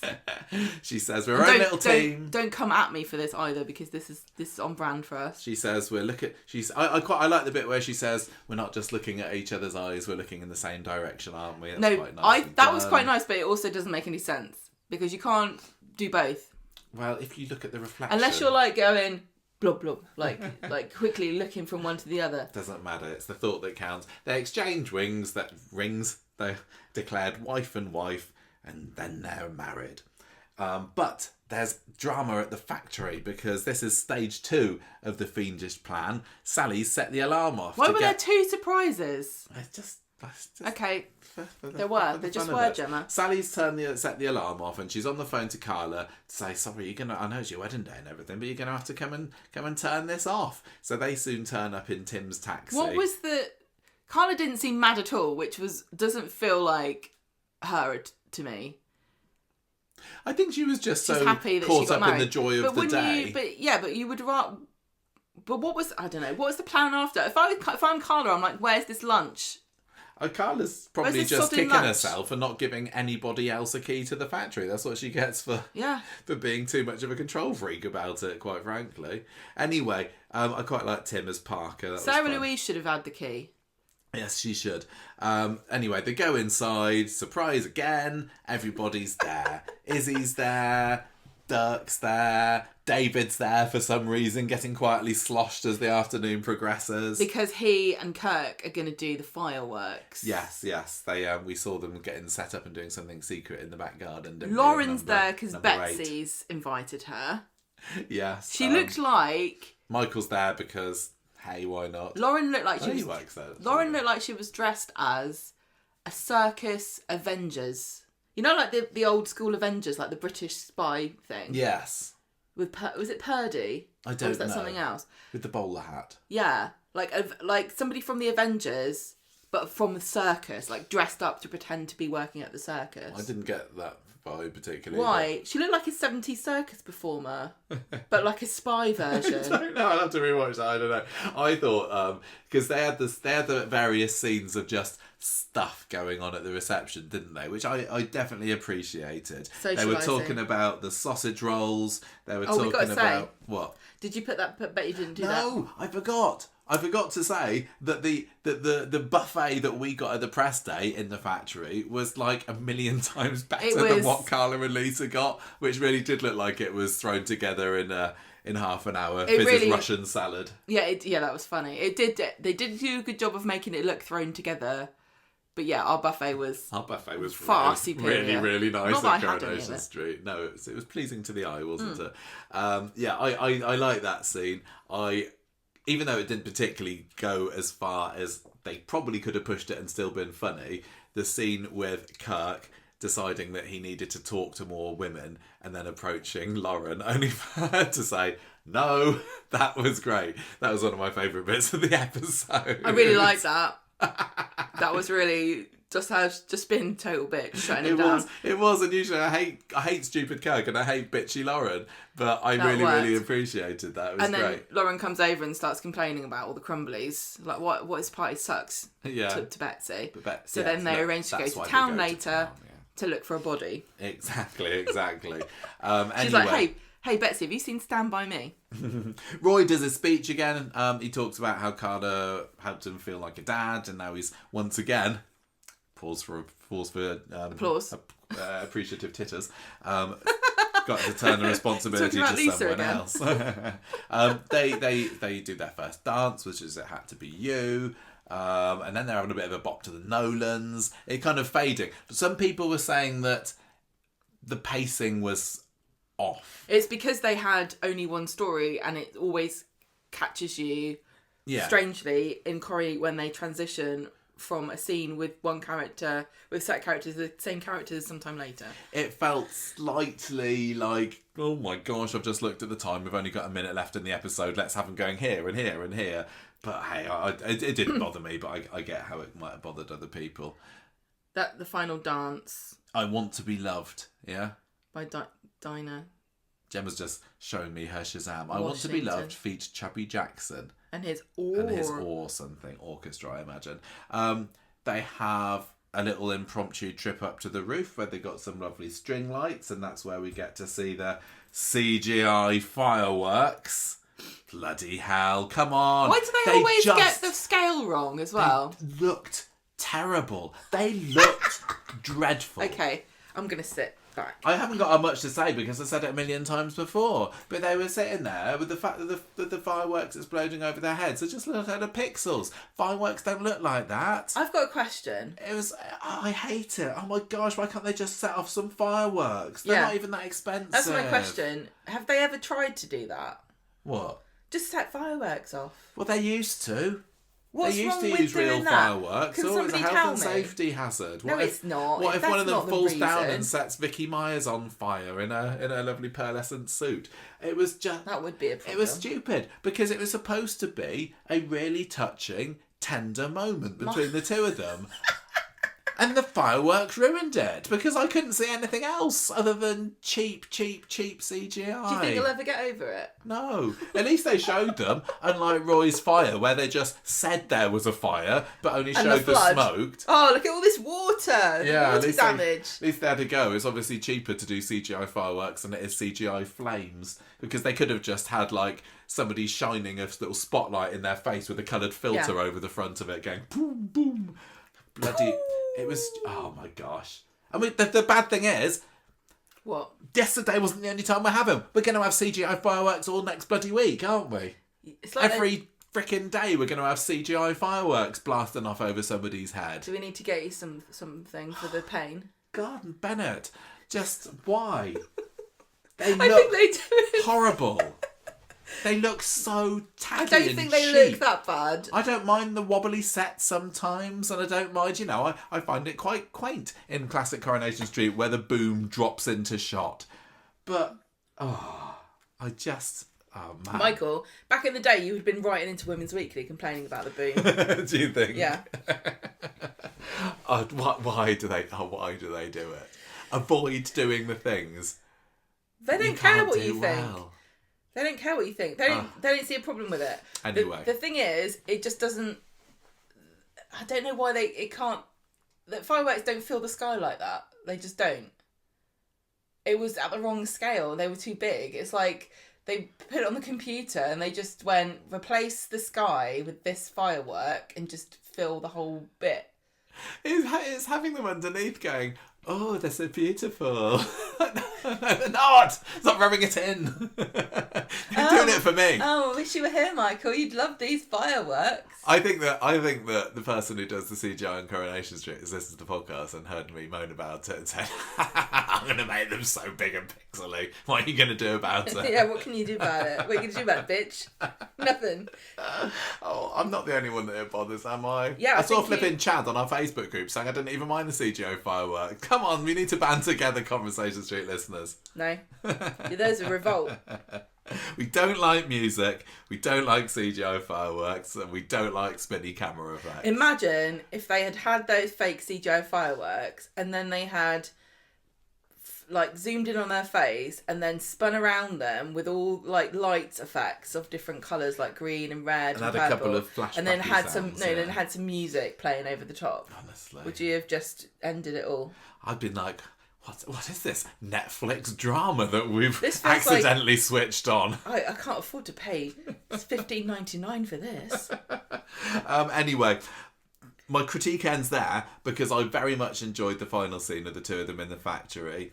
Particularly when we hear Betsy screaming and Carla says, oh, it's just foxes. That actually got my biggest laugh when we were watching it at the press day. And watching it the second time round, I thought, oh, it's not as funny. But I really thought that was a really funny line the first time I heard it.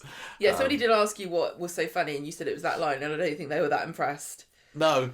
I think you definitely did find that hilarious. I found that hilarious when we were watching it. But, I like different things to other people. What can I say?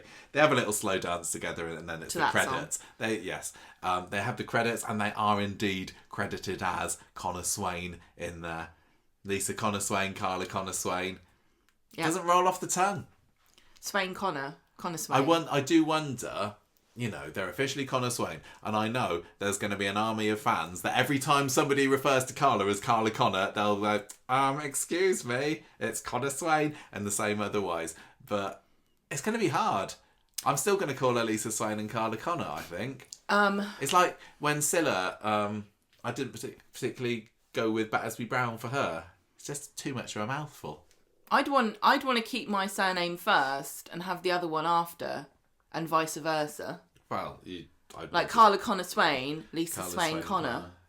Well, but I don't care. No, you just kept your surname, didn't you? Betsy's not going to change her name. Betsy's not going to. They were real feminists. They wouldn't change the names at all. I get why they've done it. No, I think it's sweet because there's no baggage of patriarchal society and ownership, is there? It's actually what people say it is, which is the union of two people coming together as a family. Mm-hmm. It doesn't feel as obnoxious. There's been a few characters over the year. I've just offended everybody there, but that's how I feel about it. I know. There's been a few characters over the year where they've changed their name and it just hasn't stuck in the fandom, hasn't it? Like Jenny Bradley is an excellent point. Yeah. Wendy Crozier, nobody calls her Wendy Papadopoulos, do they? And even, Elsie Tanner was always Elsie Tanner, even though she was Elsie Howard for a little bit of a time. Don't write in and tell me, everybody, if I accidentally call her Carla Connor and Lisa Swain. We can't call her Swain anymore, then? No. Is that not just her nickname, though? Yeah, if I do it, I'm just referring to them by their nickname. Okay? Right, that's the wedding. I thought it was nice. You're disrespecting their union. I thought it was a nice wedding. It was a nice wedding. It was. It was very sweet. It was very touching. I know that, I know that Betsy's going to be...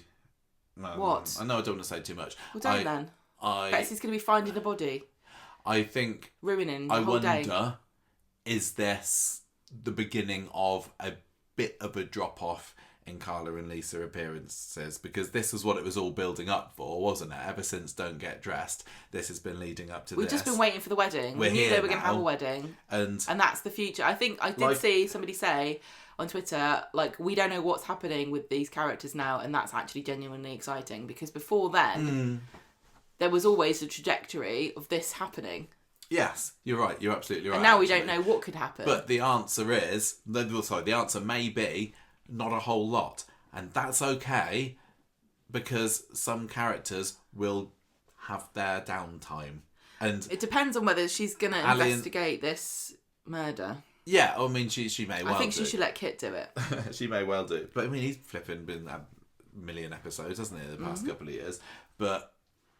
Vicky and Ali have been working their socks off for nearly 2 years now.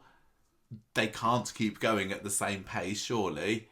Other characters need to get their time in the spotlight. If this is the glorious grand climax of this little arc for them, and they have a bit of a breather, well, I think that breather is well deserved. But we shall see, won't we? As you say, there's a murder to be investigated. Gemma, yeah. I call upon you to croon the ballad of the bad lads to me. What on earth have Carl and Theo been getting up to this week? And all their little entourages. Can you pass me that guitar, please? On Sunday, Carl comes and tells Summer, right, remember I said I was going to get Theo... the evidence. Oh, yeah, they had their little Ginnell meeting, didn't they, last week? I'm going to prove that he killed Billy. Well, I want half the money now. And she's like, no, I'm not giving it to you. You don't care about anything other than the money. Because he's given her this story about he needs it for something. And she's like, no. And he says, well, my plan is that I'm going to get him to punch me by winding him up. She's not convinced, but I would totally be convinced that Carl is annoying enough to punch in the face. Theo sees Gary in the precinct, and he comes up to him and starts gloating, and he knocks Gary's cup out of his hand, which is great. Oh yeah, because Theo had been arrested, hadn't he? Last time we saw him, and he's like, "Oh, look at me! I'm free. He's cocker of the walk. Cocker of the walk. Smacks the cup out of Gary's hand, and Gary can't do anything about it really. But I think he decided to be the bigger man. And good for him, because us short folk have got to take any opportunity for that as they can. Carl turns up next, doesn't he? Just happens to be there. Well, he finds the two of them squaring up to each other. He's like, "Oh, brilliant." Because as long as Theo goes to prison or gets in trouble, I'm up. I'm aces. And Theo doesn't get the bait though. He's trying to get Theo to punch Gary, but Theo doesn't take the bait. And then Carl tells Gary, "Look, you should say that he assaulted you anyway." And Gary's like, "That's weird. I don't need to do that." And anyway, the fact that Theo's hanging around her and he shouldn't be because of his bail conditions. Yeah, it's protection order. Like, what's it called? Restraining order? I don't know. You've written protection order. It's one of the against Todd. Same thing. Todd's not around at the moment, so Theo's using this as a loophole to just frolic about being a dickhead to everybody. Yeah. And Gary's like, it's not going to be long before he gets arrested anyway, so I'm not really bothered about him. Carl is, though, because he wants that filthy lucre. So he follows Theo into the pub. No one's happy to see him there. And Carl's goading him again and trying to get him out of the pub. And Theo snaps at him and gives him a bit of a push. And he's like, oh, wow. Then Theo tries to joke his way into getting them to serve him and making fun of their accusations about him being violent. Oh, yeah, he was like, why, yada. Yeah. This was definitely... I think he loves it. He loves everybody thinking he's a villain because now he can play up to it. This was super campy panto villain. Yeah, this was. It really was. And Eva's like, you're barred. And he says, oh, from the grottiest bar in Manchester, whatever will I do? And he eventually... I wish he was a more easy to... Like, I love villains like this. He's done the most despicable thing. He is probably... the second worst out of him and Megan. I don't know, who is worse out of those two? They're both awful. They're bad in different ways, aren't they? Like, obviously, I'm not... Like, what he's done is terrible, but I cannot help but find him funny when he's being this way. I wish he had done. Sure. I wish he'd done a bit. I wish he'd just stolen some tuna out of Debs or something. Jeff, he was funny, wasn't he? At times, it's hard. He was abhorrent. But when he was, what is wrong with me? Being he was an entertainer. Wasn't Jeff? It is entertaining. And it was entertaining, some of his, dancing around to Mr. Bombastic in the back of number 6's garden. And this was Theo's Mr. Bombastic moment. You just love to hate him. That's what I find compelling about this, and him reveling and just like truly being awful. Yeah, but when you love to hate somebody, you're also sometimes going, oh, I can't wait to see you get your comeuppance. Yeah. And with Theo, I'm like, oh, I want you to stay around a bit longer and goad people some more because it's fun. There's nobody like that on Corrie, and there should be. There should be a permanent character. Yeah. Tracy does it sometimes. I don't have any concern. Maggie does it. I don't have any concern for Todd anymore. Whether he lives or dies, Theo, he's not going to be able to control that's Todd anymore. Yeah. I think that's it. Yeah, he's free now, and so it doesn't feel as hopelessly tragic and sad. No. When Theo is being a villain, because he's kind of he hasn't got anybody to victimise anymore, really. Nobody's scared of him. Nobody's like taking him seriously. Yeah, everyone's won in a way. They're just looking for a way to polish him off.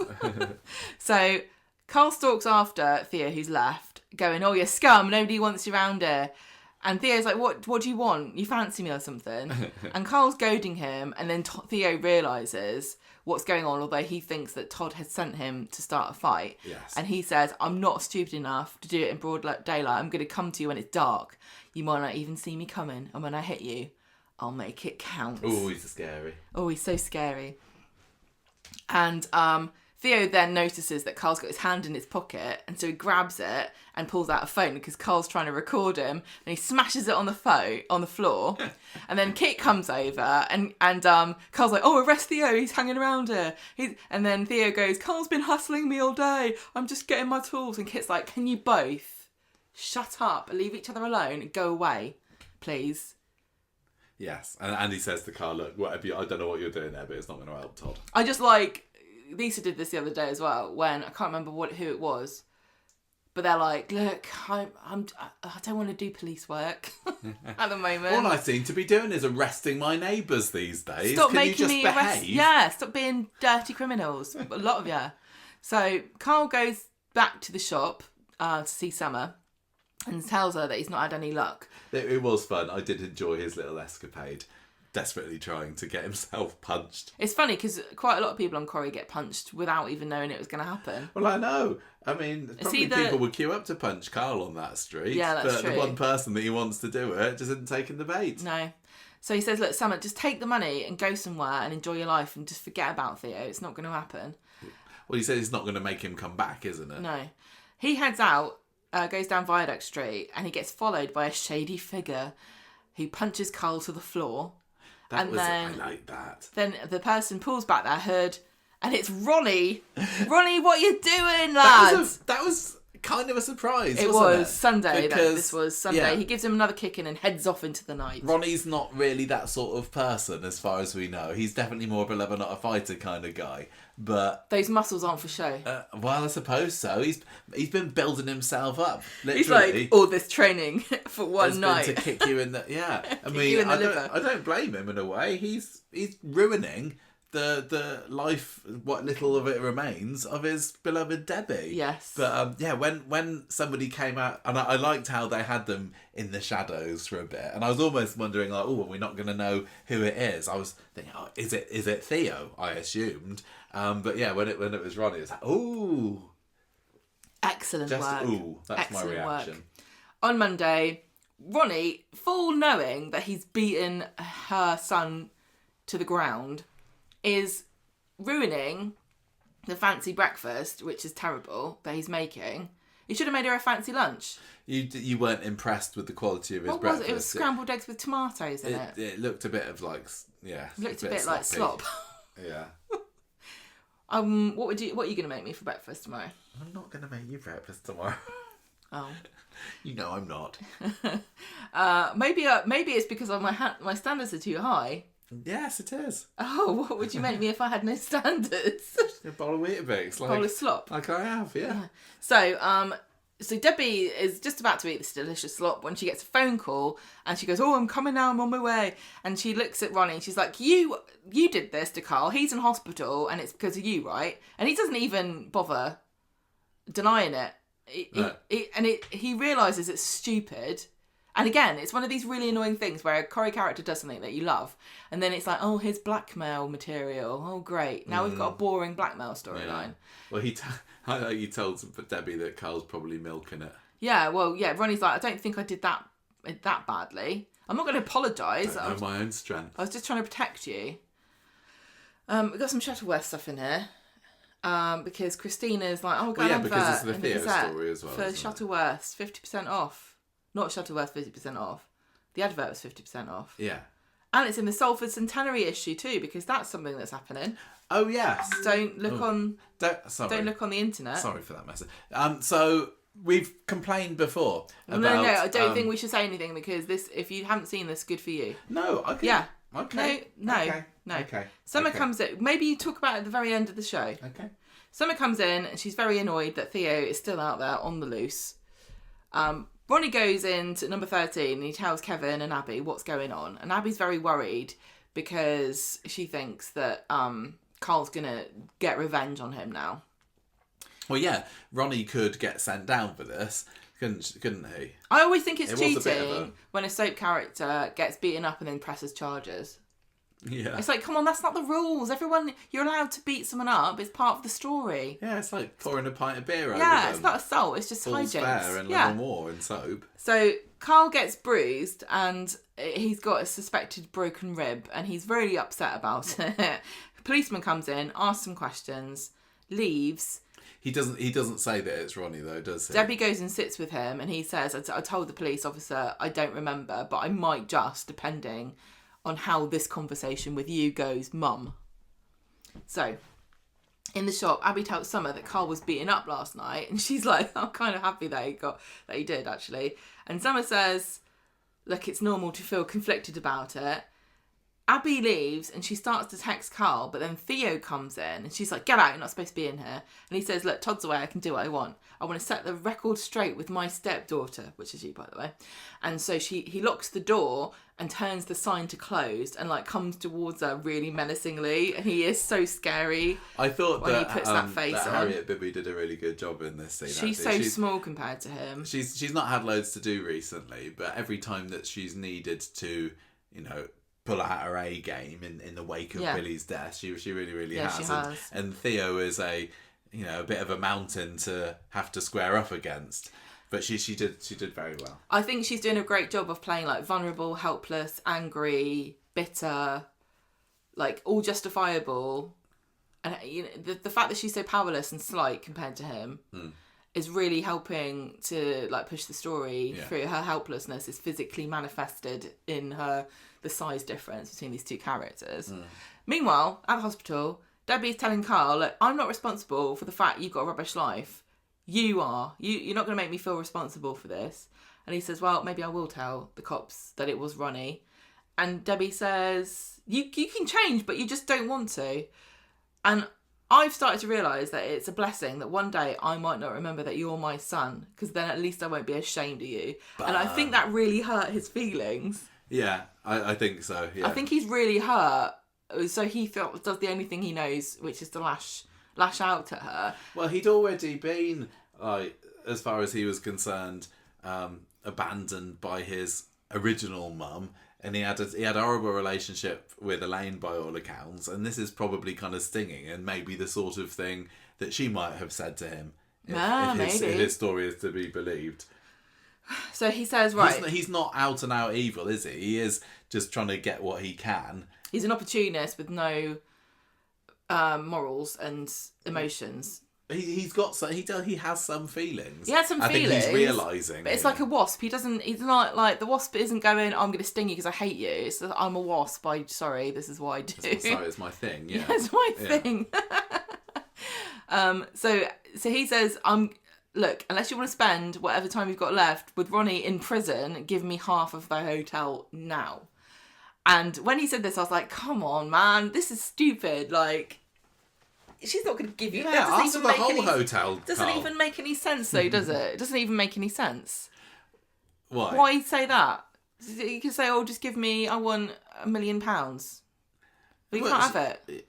She. What do you mean, give you half of the hotel? Have given him half of the hotel. She could have signed. It makes sense. It's just like Underworld, isn't it? I guess so, yeah. How many shares? Oh, is this going to start happening to the bloody Chariot Square now? He's going to start dividing it into bits. Because Debbie stands her ground. Random people start appearing going, hello, I'm another webster you've never heard of. The thing with, like, Carl, what would he have done with it? Has he really got... Sell it? Yeah. Who to? Back to Debbie? It could be, or find another buyer or something. I don't think that he's got like dreams of being a hotelier, has he? It's just capital locked up inside. It was just a stupid thing. Sorry, but it's just a really dramatic, stupid thing to say. He doesn't really want to stay around in Weatherfield. No, I know. So why say I want to be on the mortgage? Because he wants to sell it. I know, but it's stupid. Just say, give me the money. Anyway, listen. Theo is in the shop with Summer, locked her in. He's telling her that one day that she'll see that this is all Todd. This is all Todd. He's just manipulative and he's lied about all this stuff. And she's like, no, I know you killed Billy and all I've got left is Todd and you've destroyed him. And he's like, oh, did I? Oh, that sounds good to me. And she goes, get out, just get out. And he says to her, you should have seen Billy's face as he was pleading for his life. He does a little impression, doesn't he? Father, art in heaven. Todd is mine. Don't let me bury you too. And then he just goes, and she's like, oh, what? It was... I enjoyed that this week we had both him and Megan confessing to the crimes that everyone's accusing them of, but nobody can pin any evidence on them. Looks like I might die next week, so let me just tell you what I did. Well, yeah, exactly. I'm a James Bond villain. Yeah, this is the pride before the fall kind of thing, isn't it? Possibly for him, for Megan, for anyone else. I do love it when a villain admits, knowing that it can't come back on them. I love it when they admit that they've done it. That's the height of evil smarminess. I agree. Okay, I love it, but it does feel a bit like, I might not be here next week, so let me just tell you what I did. Do you want this? I've laminated it, so I'm just going to give it to you to read, but you can't take a photo of it. No photos. on Tuesday. I don't know. I didn't get that. On Tuesday, Debbie's spent all night on the sofa asleep. She got to paperwork. And she said she was out late at the hotel saying goodbye to everything because about Carl's offered this, and she's frantic and says, look, I literally I'll do anything for you because I want you by my side, holding my hand when this beast of an illness comes for me. And Carl's like not even waiting for the paperwork. Debbie's been drooling on all night. He goes straight to the hotel to antagonise Ryan, which to be fair is what I would do. And I really love this relationship between Ryan and Carl where it's like they're brothers and Carl's like the firstborn. Yeah. It's kind of like, if you guys watch Succession, it's kind of like that where there's one who just thinks he's owed everything and the other one's just going, no, that's not fair. So Ryan's kind of helpless because he doesn't know what the situation is. Who knows what's happened now? You can't trust Debbie not to give in to him. So he doesn't even know if this is true that he owns half the hotel. And so he's drinking all the booze at the bar. And Ryan's like, you can't do this. Get out. And then Carl's like, oh, tidy up after me, grunt, or whatever. And then Carl's like, well, if you won't do that, you're fired. Poor Ryan. He's having a really crap week, isn't he? Maybe Ryan is the murderer. Yeah, Ryan murders Carl.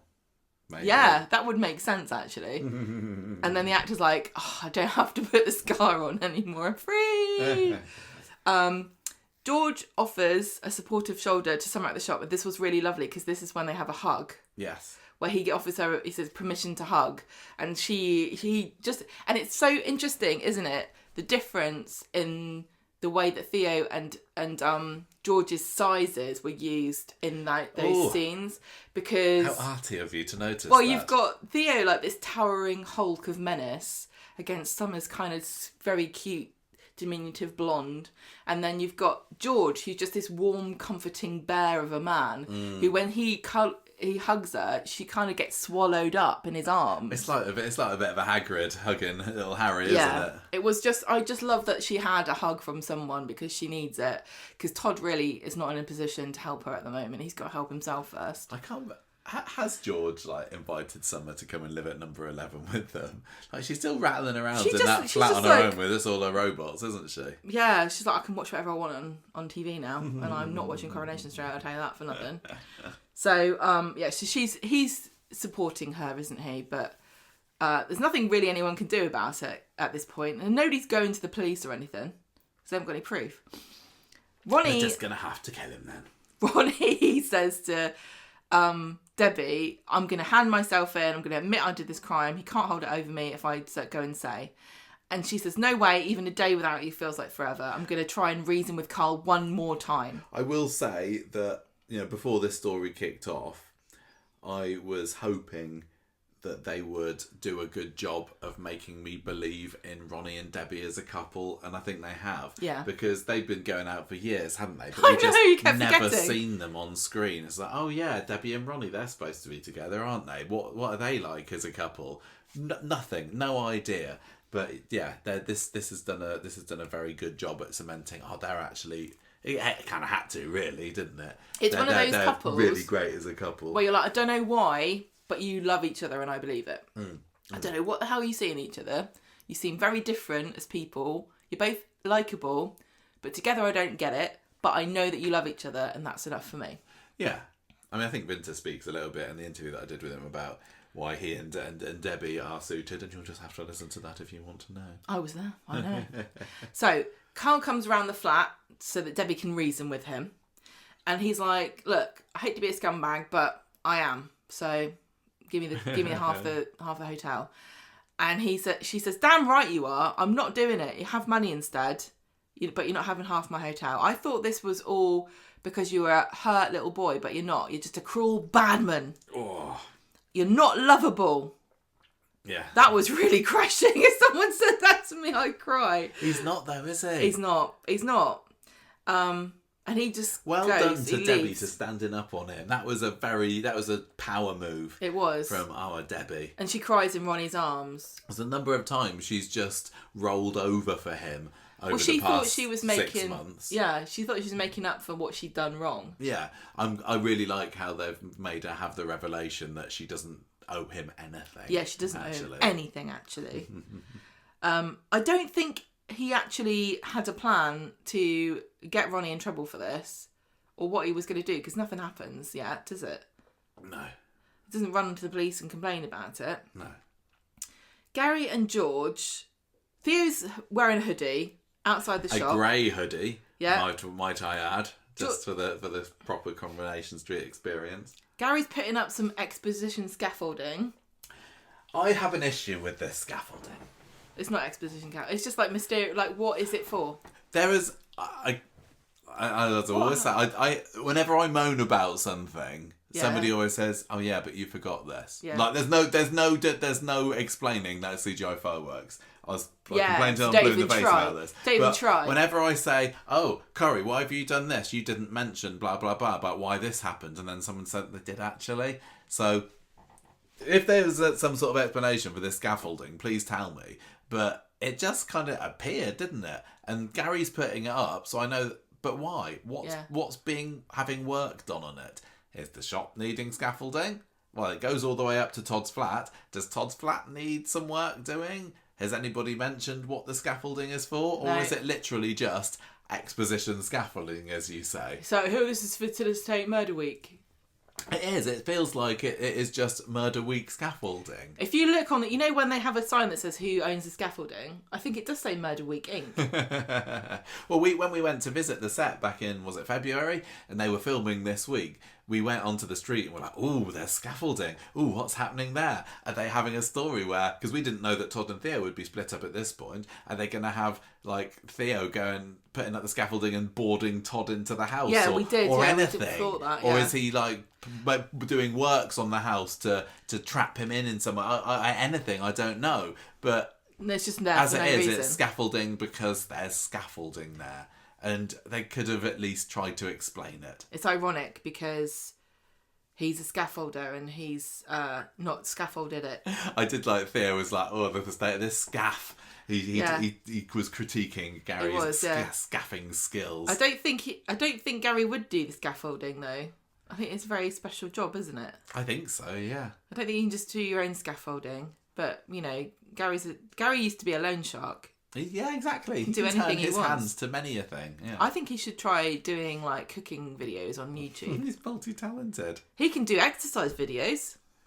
He can. Yeah. Only in his gold lamo. Yeah, so Theo's like, oh, you rubbish scaffolding. And they're like, go away. Stop being mean about our scaffolding. And he's like, you can't get rid of me. Ha ha ha, bye. Yeah, this was when he was being deliciously cocky. Yeah, being a right arsehole. At the hotel, Carl decides that he is going to flood the sex room. Because the carpet needs water. Don't use the black light in there. Water. So he puts the plugs in to the bath and the sink, and he just leaves it. God, Benno. On Wednesday. Well, they didn't need to do that. They didn't need to do that.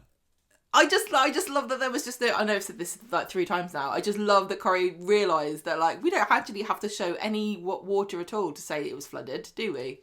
Yeah, that's like Swain cat. We didn't have to show there was a cat to say there was a cat. Yeah, let the readers use their imagination. They don't need a watery moment here. No. They made fun of us when we did watery moments. They made a whole Patreon episode out of it, so we'll show them. We're going to put CGI fireworks in and no water for this flood. They could have been quite exciting. It could have been like Titanic, everyone's favourite film. The thing is, they've done it for Coronation Street, didn't they? They had a whole load of water. They had a big stage. They could have had Debbie drowning in the kitchen. Yeah, even back in the 60s, they had an episode where Dennis Tanner flooded Minnie Caldwell's flat. Yeah, and even then, going all over the place. There was actual water in that. They could do it in the 60s. They could do it now. But again, like health and safety. You can't show it if you're going to make it. I'm not going to say nothing. I'm going to say nothing. Right. I've already said it. So Debbie's like, oh, I've got to mop up all this water. Oh, Raph, help me, please. And he's like, is this... to get his hands wet. It's like, oh, I've got suede shoes. Ryan's helping out, and he finds out that Carl's done this. Why did Debbie have a big yellow sailor's Did she think the water was going to hit? She looked like a lighthouse keeper. She did. Maybe she's going to transition to that when Debbie's story is over. She's going to try and be in Lighthouse 2. Maybe, yeah.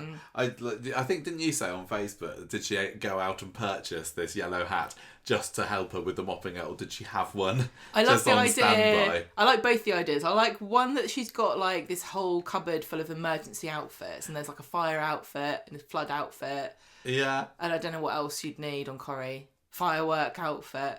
And then but also that she didn't have one, and she went first off, she just went to Selfridges. I can't mop up without having the protective equipment. Can you imagine? I gotta get my PPE. Yeah, going into town in Manchester, Selfridges, going, oh lovely, I've got a big flood in my hotel and I've got to clean it up, but I need to look really cool.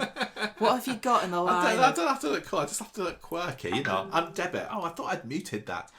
What have you got in waterproof designer gear?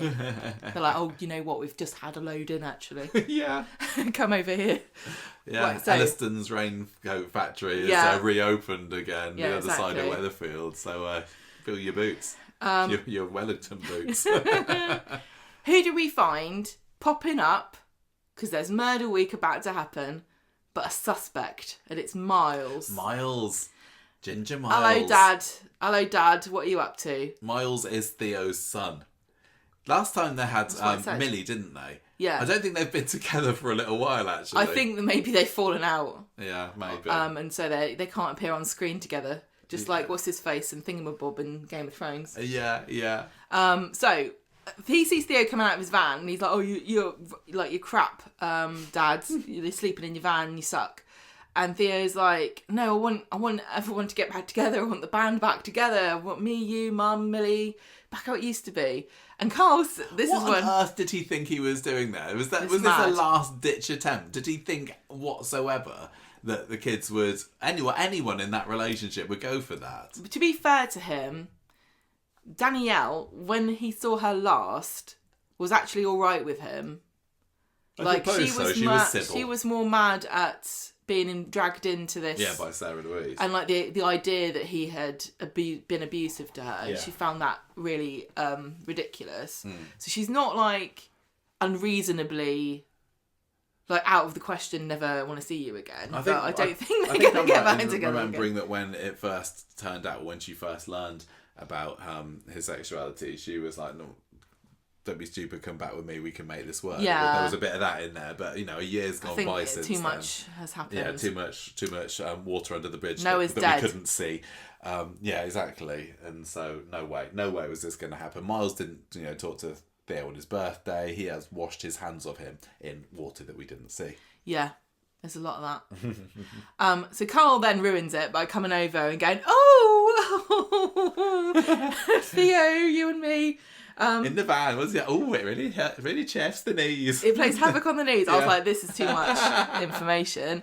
Miles storms off. Wednesday's episode. Was this Joe? It was this Joe Parkinson's episode, wasn't it? Wednesdays. That was very risque. Both Joe. of them are so. Carl and Theo are so funny, bitching at each other. They were great. Miles storms off. He's obviously really traumatised by this conversation and also the idea that Theo wants the family back together. And Theo's fuming at Carl and they argue with each other. And Theo grabs Carl by the collar and then this is when Kit comes and says, look, just get lost. You're too close to Todd's flat. You shouldn't be here. That was the last that we saw of Miles this week, wasn't it? Yeah, I think so. He was in that one scene on Wednesday. You're definitely thinking... Why has he turned back up again? That can't be the last that we see of Miles. Might be at Theo's funeral. Maybe a bit at Theo's funeral. Well, something's going to happen to all of these characters beyond next week if they don't die. Yeah. So, is it possible that even if Theo doesn't die next week, he does something crazy with his family? Like, they brought Miles back because Theo is going to kidnap him and hold him hostage in Todd's flat or something. He's not going to get much ransom for Miles, is he? Danielle's like, keep him! I preferred Millie anyway, I always wanted a girl. I like Millie. What's the actress who plays Millie called? She's great because she likes our stuff on Instagram. Well, she could get kidnapped as well. Can you not, family annihilators? Theo really strikes me as a family annihilator. Well, yeah. I can see him tying up Millie, what's his name, Miles and Todd. Danielle. If he gets his hands on Todd, he will try and kill him. He can go. We've seen him go on Unhinged, yeah, hasn't he? A lot of the time he's in control, and this week he was in control, and he was very much enjoying being in control and being all cock of the walk and everything. But we've seen him absolutely lose it. So yeah, he could do anything but I don't know what would cause him to do that, because it really does feel like when he realises he's got nothing left, because surely he's already realised that. He can't be deluding himself into thinking that there's a possibility that him and Todd could get back together at this point.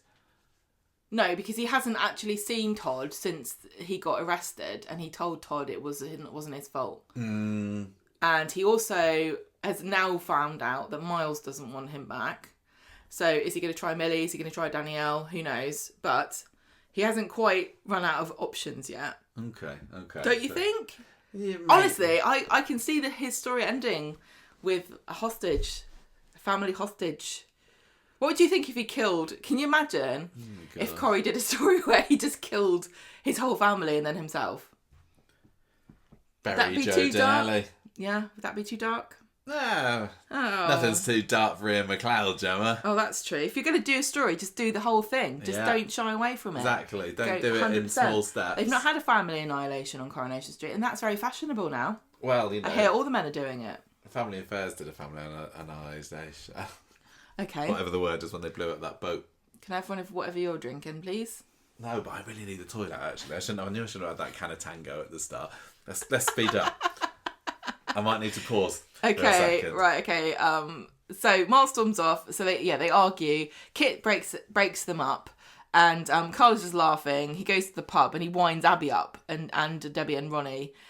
He's just like, just making a few more enemies here. Hey, who wants to kill me next week? Kill me soon? Abby, not even next Debbie, week, tomorrow, please. Ronny, I'm going to Deutschland. Bye.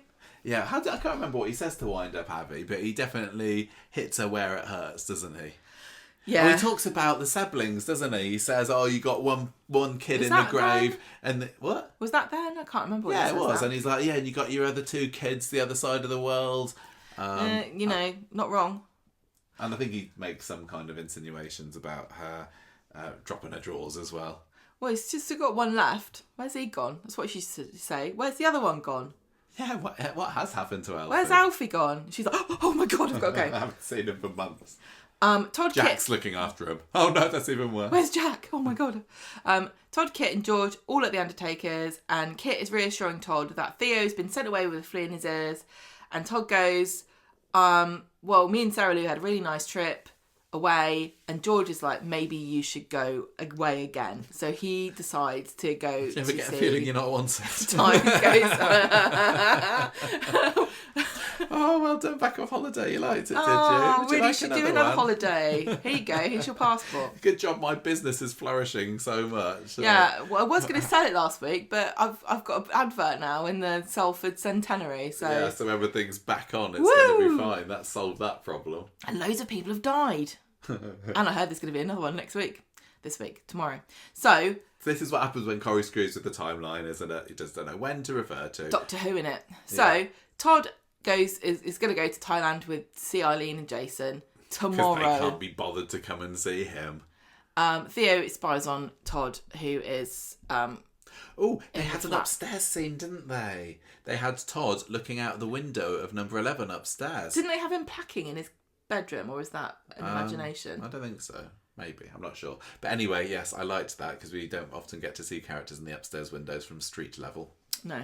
But Theo was watching. Also, another shout out to the why are you doing that in your downstairs set to Carla and Lisa for getting ready for their hen do's in the kitchen. Which I know people do, but only if you don't. Can you imagine these women do not have the most gorgeous ensuite bathroom with two sinks, beautiful lighting, with their mirrors, everything set up to glam stations. Yeah. Not on the kitchen island. I want to see the Coronation bathroom. Well, I'm sure a lot of people would. The bath. They've got a lovely bath, we know that for sure. They do love a good bath. They like a bath. Do Carla, and it's going to make your fingers all wrinkly, ladies. Just be careful. On Thursday, Debbie says to Carl, right, come to the hotel, and she presents him with this brown envelope of cash. She says, I don't want you around here anymore. This is the last goodbye. And he says, oh, I can't wait to leave this miserable cesspit. This is when he says to Abby about her having a bunch of dead kids. Oh, yes, it was, wasn't it? Kids are missing, dead, whatever. Debbie says, I really like this. This felt like a very kind of spirit. It felt almost Bernie-like. Yes. She says, I wish you no harm, but I don't want to see you again. And she gives him I think it's a St. Christopher's necklace. I thought that, but I don't really know what that looks like. She said, so I just wrote necklace in the notes. Go well. And he skitters off. Yes, very, very zen of her. Yeah, it was. And then... And good, because I don't like the idea of Debbie, crying. No, over Carl. Just being like, yeah, sod off. She is a good person, isn't she? She's better than me. And cutting ties with your son is a bit of a harsh thing to do, whatever he's done. And so it was a bit more of a... Yeah, calmer. I think if I could be like any character on Corrie, I'd want to be like Debbie the most. Because she's so fun and she's so positive. Mm. She's so positive. I love her. Yeah. So, Michael wants the toilet. Todd's getting ready to go to Thailand. No, I'll go to the toilet then. I can hold it. It's all right. And a mystery scaffolder walks around on the scaffolding with a plank in front of their head, so you can't tell it's Theo. It's Theo, isn't it, everybody? If it's anyone else, I'll eat Debbie's plastic hat. Look, it looks like the right kind of body shape for Theo. Also, Theo was in the credits for the episode, but he wasn't in it anywhere else. And because they show the credits in order of appearance, he appears just before, like, Izzy, I think it was, and this was just a few moments before everyone went into the factory. So I know some people have said, "Oh, is it Theo? Could it be Theo? Is it a bluff? Could it be someone else? Did Corrie want us to think it's Theo?" Well, it was credited as Theo, and that's not a spoiler, is it? It's using the clues that are there. I think. I was going to say something. Well, I'm sure it would have been very insightful. Damn. Has it gone? Yeah. Okay, right. Let's move on to the next story. Welsh dragon. Well, Welsh dragon. Welsh dragon. Learn how to pronounce your puns. Welsh dragon. Yeah. Megan Walsh has been dragged around by the Battersby sisters this week, and I loved it. So, we find out... I just love that they're all blonde. I love that they're all blonde. And as a brunette, I know that we're supposed to be enemies. But there's something really cool about all these sexy blonde women having a fight. It's like the bride and Al Driver. It is. Giving it a bit of fisticuffs in that trailer in Kill Bill, isn't it? Anyway, so bad news is delivered from Kit on Sunday, which I think... Was it meant to be Sunday? So you're getting double time for I can't remember. There's been so many Sunday episodes, some of which are meant to be set on a Sunday and some haven't, but whatever the day of the week is. Looks like the CPS isn't going to have enough evidence to charge Megan. Oh dear, she's getting away with it. Maggie's fuming. Imagine the faces that she pulls. But Will's out the back, isn't he? Hooray! Grinning his little head off because his beloved Megan has got away and they can go and make, have a lovely time in Paris together, apparently. So he's got this book, The Lover's Guide to Paris. First page. Don't go. Well, I don't appreciate this because it didn't have an apostrophe on the front page. So Megan phrase it in the bin. The Lover's Guide, come on, apostrophe after the S, everybody. Terrible. No wonder she throws it in the bin at the end. She's a teacher after all.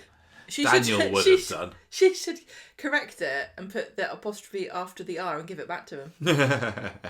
Well, maybe it's just one lover. Yeah. I get it. Well, it's a grammar joke. Well done. Daniel would be pleased with you. Anyway. Yeah, where's he? Where's he? He was coming on to Jodie.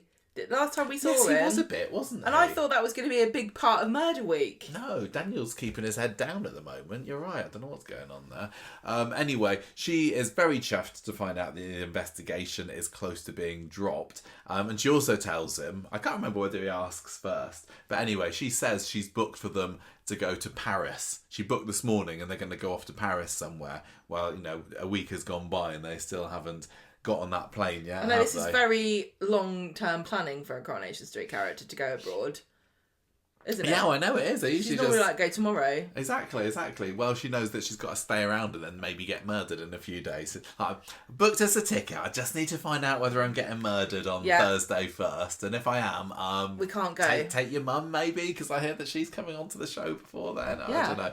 But anyway, she's great. And when, I've got my interview with Beth Nixon, who plays Megan, still to come, and I asked her about, is she really She's really insightful interview, actually. She really was. Is she interested in Will, really? This scene, kind of left in no doubt whatsoever that she's kind of over him. I think she's thinking, got away with that one. I can't risk this happening again. I'm moving on. But equally, he is getting a little bit, maybe a bit too clingy for her. I think so. Possibly, it feels a bit gross. Yeah, exactly. It feels gross to talk about it. But it's the grooming process that she wants to do. And he is fully groomed at the moment, isn't he? God. And I don't think that he's exciting for her anymore. Well, she bins the book. But either that or she also shares our distaste for Paris. Or she's got it already. Yeah, maybe. When I get more than one book. Maybe she's got the hardback. Yeah, I've got this one. I've got it signed by Lewis Archer. Yeah, exactly. Maybe she's got the DVD alongside Italian for Lovers as Lewis Archer special. But anyway, she bins it and off she clops. So back in the Rovers, Maggie's still kind of harping on about what a disgrace this whole thing is. How on earth can Megan not be taken down? She's clearly guilty. And Ben's like, this isn't about winning. It's not about her getting away with things. We just all need to move on from this. Will needs to move on. I love this because this really shows the difference in their approach. Like, Maggie is all about revenge. Yeah, she's out to get somebody. She needs somebody to pay punished. For this. Yeah, and Ben's like, I just want the best for my son. And Maggie's she's always thought that that's her attitude, but she's never actually demonstrated that with her actions. What? Well, like, her I'll whole do anything thing, for my family. Yeah, like, if you then let it go. If you would do anything for your family, then help him move on and sort of become free and, help him get over it. Not prolong this in a tirade against. Well, this is a perfect setup for what we all love on Coronation Street, which is the girls taken the matters into their own hands. Yeah, right? women in power. I don't want to see Ben and Tim and Steve go and rough someone up here. I want to see the Battersby Three and, Maggie if she wants to tag along. They need to be the one taking it down. They need to be the one pulling her by the roots. I would actually really love it if they all became friends in a kind of grudging, like... better the devil kind of... Yeah, we've both got a common enemy here. Yeah. But unfortunately, Maggie isn't involved. Maybe, I don't know, was she needed? Maggie's a lone wolf. Yeah, that's very true, actually. But I loved it when they said, this is not the end of it. We are a vindictive family. Yeah. And Maggie's like, should have been like, I think I might have misjudged you, Eva, you devious cow. You're just the same as me. So, anyway... Ben's talking to Will in the hallway later on, and Will don't want to know what he's saying, but Ben says, Will, we're ready to move on. And then Maggie from out the back calls, well, I'm not! That was great. That was super. It was funny because she says that, yet she's not the one that's doing much later on in the week. I suppose Mel comes along and kind of... scuppers her plans. Yeah, a little bit. So we learn that Monday Ollie's been on the phone with Mel about what's been going on, and then he gets into an argument with Ben, who's still very much on edge about the whole Will thing. He goes off for a walk. When he returns from clearing his head, he's really snappy with Eva as well. Maggie is in the kitchen, sizes may vary, and they have stern words about it, and he's like, you just need to go out. No, he goes. So he goes. Maggie comes out and talks to Eva. Yeah. Sorry. She says to Eva, we need to go and find Megan and basically enact a little bit of vigilante justice on her. So Eva goes off to go and find her, and when she tells Ben about it, he's like, oh my gosh, what is she doing, that woman? Grabs his coat, goes off and gets her. Yeah, Maggie tells Ben about this. Yeah, unfortunately, I'm not explaining this very well. Unfortunately for Eva, well... She thinks it's unfortunately, but it's probably for the best. When she gets to Maggie's flat, she's not in. Megan's flat, sorry. She's getting it all wrong. Right. Getting it all wrong. Megan's not in, and Eva is frantic. She's fuming. She's like, I gotta fix this. Well, Ben's mess. caught up with her, finds her knocking on Megan's door. He's not in. Yeah, I said that. And she says, look, we failed him, Ben. She's just getting away with it. No way. So she's crying. She says, I just want to make Megan pay for this. And she's just utterly defeated by it. And he is as well. I feel so bad for Eva at this point because... It's awful. I wouldn't say I'm a vengeful person. But I can... you definitely are. Yeah. But I still feel so bad for her because she's in this awful, awful situation. And yeah, to think that the person who's done this to your stepchild is getting away with it. And you're powerless to do anything about it. And Eva has always been a very kind of powerful, in control woman. She's also very much a justice kind of girl. Like, when she was cheated on by Nick, like, she smashed his car up. Oh, yeah, I forgot about that. She, like, really does kind of feel the weight of justice. And when she found out that Aidan and Maria had been having an affair, that was a campaign of justice, wasn't it? Prolonged, spiteful. Getting him to buy a pink Range Rover, if I remember correctly. Yeah, she ruined his life. Yeah. But this isn't just about her feelings being broken. This is about Will. Yeah. And that cow Megan, who has been pulling the wool over her eyes for however many months, years this has been going on for. Yeah. So anyway, Tuesday we get Toya, Leanne and Eva meeting up and agreeing they're Finally, we get to see what we've been hoping to see since Eva came back all the way in October. Yeah, they've been dancing around it a little bit, haven't they? But getting the three of them to team up, what a great move. On a great week of Coronation Street as well. I loved it. Although I'm going to say, ease off on making Toya look like such a wet blanket. I don't like them making fun of her all the time. It's boring now. What was it? Somebody We're just eating tofu curry. She made us tofu curry. Yeah, and don't Toya explain this to me. She's like, stop bullying her now. I know that Leanne was always the kind of the rougher one. That's not the right word. I think it's right though. And Toya was the bookish one. Yeah. But Toya still had an awful lot of bite back in the day. Yeah. And I think that they've sanded off just a little bit too much of her. I agree. And it's like, oh, one of them's this, the other one's that. Yet they're sisters. How could can they be related? They're not. Toya can still be well-hard as well. She drove Imran into a wall, let's not forget. I know, she's the only one out of three of them who's actually taken matters into her own hands and killed somebody. The other two just fanning around. Do you remember when they had... I can't even remember much about the context of the story, but Peter was being pursued by Chloe Moneybags. And Toya and Leanne went round to her flat and they both proper stood up to her. Battersby like, oi, what are you doing? You stay away from Peter, kind of thing. Something like that. And it was brilliant. Whenever the Battersbys get that Battersby spirit, everything just feels right. Yeah. And this week, I loved it, but I just felt that they'd made Toya... be the, we got to look over our shoulders, somebody might catch us. Just a little bit too much. Just a little bit too much. But anyway, they've been searching Will's room, nothing in there. And then they come down and get into a massive lie with Will about where they've been, saying that they've just been eating all Toya's naff-sounding curries. So when Will heads off, Will says, I know one place that we didn't No, hang on. No, Leanne says that. Yeah, so what did I say? Will. Oh, Will goes. Leanne says, I'm going to look inside his jacket lining because I used to hide all sorts down there, fags and all the lot. So she pulls out, this burner phone there. No password, of course, because episodes are only 22 minutes long now and there's a wedding that's going on soon at the end of the week. So they've got to get on with things quickly. 1888. Huh? That's the year that Weatherfield County was formed. Nobody gets that reference anymore. Well, that's what the password will be. I want to know, what was Will's thinking there? Is like, I don't need to put a password on a phone because I'm going to hide it in a really, really good place. And that's just as good as putting a password on, right? Nobody would think to look inside my jacket lining. And you definitely won't feel a phone inside of a fabric jacket. Yeah. Well, luckily, Will is not a very lovable person, so no one is going to be hugging him to maybe feel a lump in that pocket. Is that burn the phone in your pocket, or were you just pleased to see me?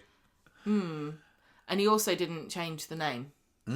Oh yeah, the Megan contact that was in there. So it just shows how naive he was, doesn't it? Either that or old school, because back in the day we didn't used to have passwords on our phone, did we?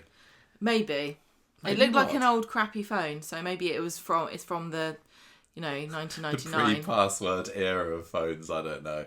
But anyway, it's a Nokia. Will is frantic later because he's looking around for his phone. And he can't find it. He's turning the place upside down over the course of the next few episodes, isn't he? But Eva is using this phone to her advantage by texting Megan and saying, we should meet up tomorrow. So, Wednesday. And I think this is the main action, wasn't it? Because we didn't get to see very much of these girls at all. The girls are plotting together what they're going to do. But they don't have a plan. Have you noticed that? What's their plan? Just go and confront her. Well, they put a tracker in her bag, and that's it, isn't it? Yeah. I'm starting to feel that too many Coronation Street stories are revolving on people having trackers and leaving trackers in each other's person at the moment. And it wasn't called Trollop Tracker. No, which it should have been for Megan. That would have fit very perfectly, actually. It's the exact same, whatever it was, it's the one that Theo uses, wasn't it? The same interface, I noticed. But anyway... we don't know that yet at this point. We just know... They've got a plan, and so they leave the pub to go and enact it, and then Maggie chases after them, calling them Bananarama, which is great. She wants to know what's going on, but... yeah, They tell her. They say, we're going to go and get her to confess. No hitting, says Toya, because I'm the sensible nice one here. Exactly. I wouldn't hurt anybody. But I think Maggie's all for going until she spots Mel. Not Mal, but the other character with a similar name. Not Carla. I'm definitely not going to confuse them. She sees her in the bistro, or going towards the bistro, and then kind of scurries off after her. It's a shame. She probably would have quite enjoyed a rumble, would Maggie? Why is Mel there, and why does she go to the bistro and not the pub? I don't. I'd be like, free hot pot. Had she arranged to meet Mel? I don't remember. It doesn't matter anyway. Yeah, Maggie. Had she told her to come, or had Ollie told her to come? Ollie had phoned her up. We know that Ollie's phoned Mel up and told her what was going on. And I don't think maybe he's like not admitted to Mel that he works in a pub and she knows that he's all well into these fancy ingredients. It's like, Ollie. Ollie, So yeah. she doesn't Which one know must he be in? It can't possibly be that So the whole scuzzy pub at family the end of the just road. hasn't told her that they've bought a pub. I don't know, maybe not. But anyway, it doesn't matter. Maggie, They don't there's no love lost between them. Even though, actually, Maggie was being quite nice about Mel before, but only to compare her to Eva. Yeah, she was. Which makes me think that if Eva and Ben split up, whoever the next woman is going to be told that Eva was a much better woman and a much better partner. I think you're right. Ben. I think she's just showing her fickle side here, is Maggie. But I think that's really funny that she just hates whoever Ben is with. Yeah. Anyway, Mel isn't happy that Will's been groomed under Maggie's watch, and Maggie says, "Don't worry, we're working at it." Speaking of which, the sisters three corner Megan outside on Random Road, which they desperately tried to hide by just having a load of vans parked at either end of it. It was like a van car park for psychopaths. Well, this is the place where her new flat was supposed to be, but it's the bit that's round the back of Roy's, wasn't it? Yeah. It was like every van parks with no discernible order, like nobody could get out of this mess that they've made. No. Like a bunch of tradesmen just having a weird parking vendetta, and then the three of them wander into this kind of like no man's land of parking. Maybe it's like, when Stan Ogden had his ice cream van wars. Yeah. Maybe it's like that, and this is just the place where anyone goes to have it out. Yeah, with people. Like White Van Man, it's like their fight club. Yeah, and the Battersbys are muscling in on their turf because they got their own bone to pick here. And they're all hiding. They're all these roughy tufty men are all hiding in the van, going, "What are they doing here? I don't want God, they look scary. I think my wife sent them. I don't want her to find out I do Van Man Fight Club." Anyway, they don't rough her up, do they? They show her this photo. Well, they start off with good intentions. Yeah, they show her the phone, and Megan's still in denial about it. She's surprised. She thinks it's supposed to be Will, but she has to hide her surprise and say, "I don't know. I was just happened to be hanging out here. I don't know that you agreed to meet me here. I don't know what you're talking about." And Eva tries to use the burner phone to ring Megan's phone. This was clever. Which is a classic soap trick, to be fair, but no phone rings. So Megan's like, "Got it on silent." So they're like, "Right, okay, let's just grab you." So they all kind of accost her and try to get her phone off of her, but then she starts calling that she's being mugged, so they scarf her. And all the van men are like, they're mugging each other now. The women are fighting. Women are fighting. It's supposed to be the men that fight. They grab the phone for a bit and then throw it on the ground, and it looks like they've been defeated. But actually, Eva reveals later that they put this trollop tracker in Megan's bag. They had two plans, didn't they? They had a two-prong plan and failed on one, which was to get her phone, but they succeeded to put the tracking device in her bag. Unfortunately for Eva, it blows back in her face when the cops turn up at the pub later because Megan's reported her for assault. It's funny that she didn't report Leanne and Toya, just Eva, which shows that she is just doing it to get... She knows who the ringleader is, and so she's just trying... Although I think she's underestimating the vindictiveness of Leanne. Yeah, Leanne was loving dragging her by the hair. I really don't think that Eva and Toya would be doing this if it wasn't for Leanne. And Leanne is only doing it because of what she'd done to Sam. I don't think Leanne would care as much at all about this. I mean, everyone feels bad for Will, but really, Leanne is motivated by what Megan's done to Sam. She doesn't actually care. Yeah. About Will. I'm a little disappointed, I have to say, that we haven't seen any of Sam for a few weeks now, because we were all going down that path is Sam's hallucinations going to play into the murder? He thinks he sees something, but he doesn't. I mean, they still could, but you'd have thought that they would have included him in this week somewhat to remind us that he was having hallucinations. See, next week could suddenly reintroduce a bunch of things. Like, suddenly Theo's family turns up. Suddenly Sam comes back. Maybe Daniel goes into Jodie's storyline. Yeah, maybe. Those are all little strands that could be involved in these. I loved that final scene of the episode where Eva's walking out at night and she pops past the pub. She's just had a look at Megan's phone on the trollop tracker, hasn't she? And she walks past the pub and Megan jumps out. Well, she sees from the she's shady right there. shadow. Yeah. She sees on the trollop tracker she should be there. And she's still surprised when Megan I jumps thought that out. the tracker said that she was in the flat and she had the phone in the flat. Well, I don't know. It doesn't matter because Megan jumps out and basically says, yeah, you're right. I have been sleeping with Will. Oh, they're so exhausting at such a young age. It was really kind of stomach-churningly sickening. She was. But in the same way that I kind of enjoy Theo going, yeah, I'm really sorry. I killed Billy. I'm really sorry. It was great. That I love it when a villain revels in their evilness. I can't help it. We know that they're going to get their just desserts. It was such a bold and ballsy thing to do, really, from Megan, wasn't it? Yeah. And, well, she could have been recording her, but as you say, she didn't realise that she was there, so...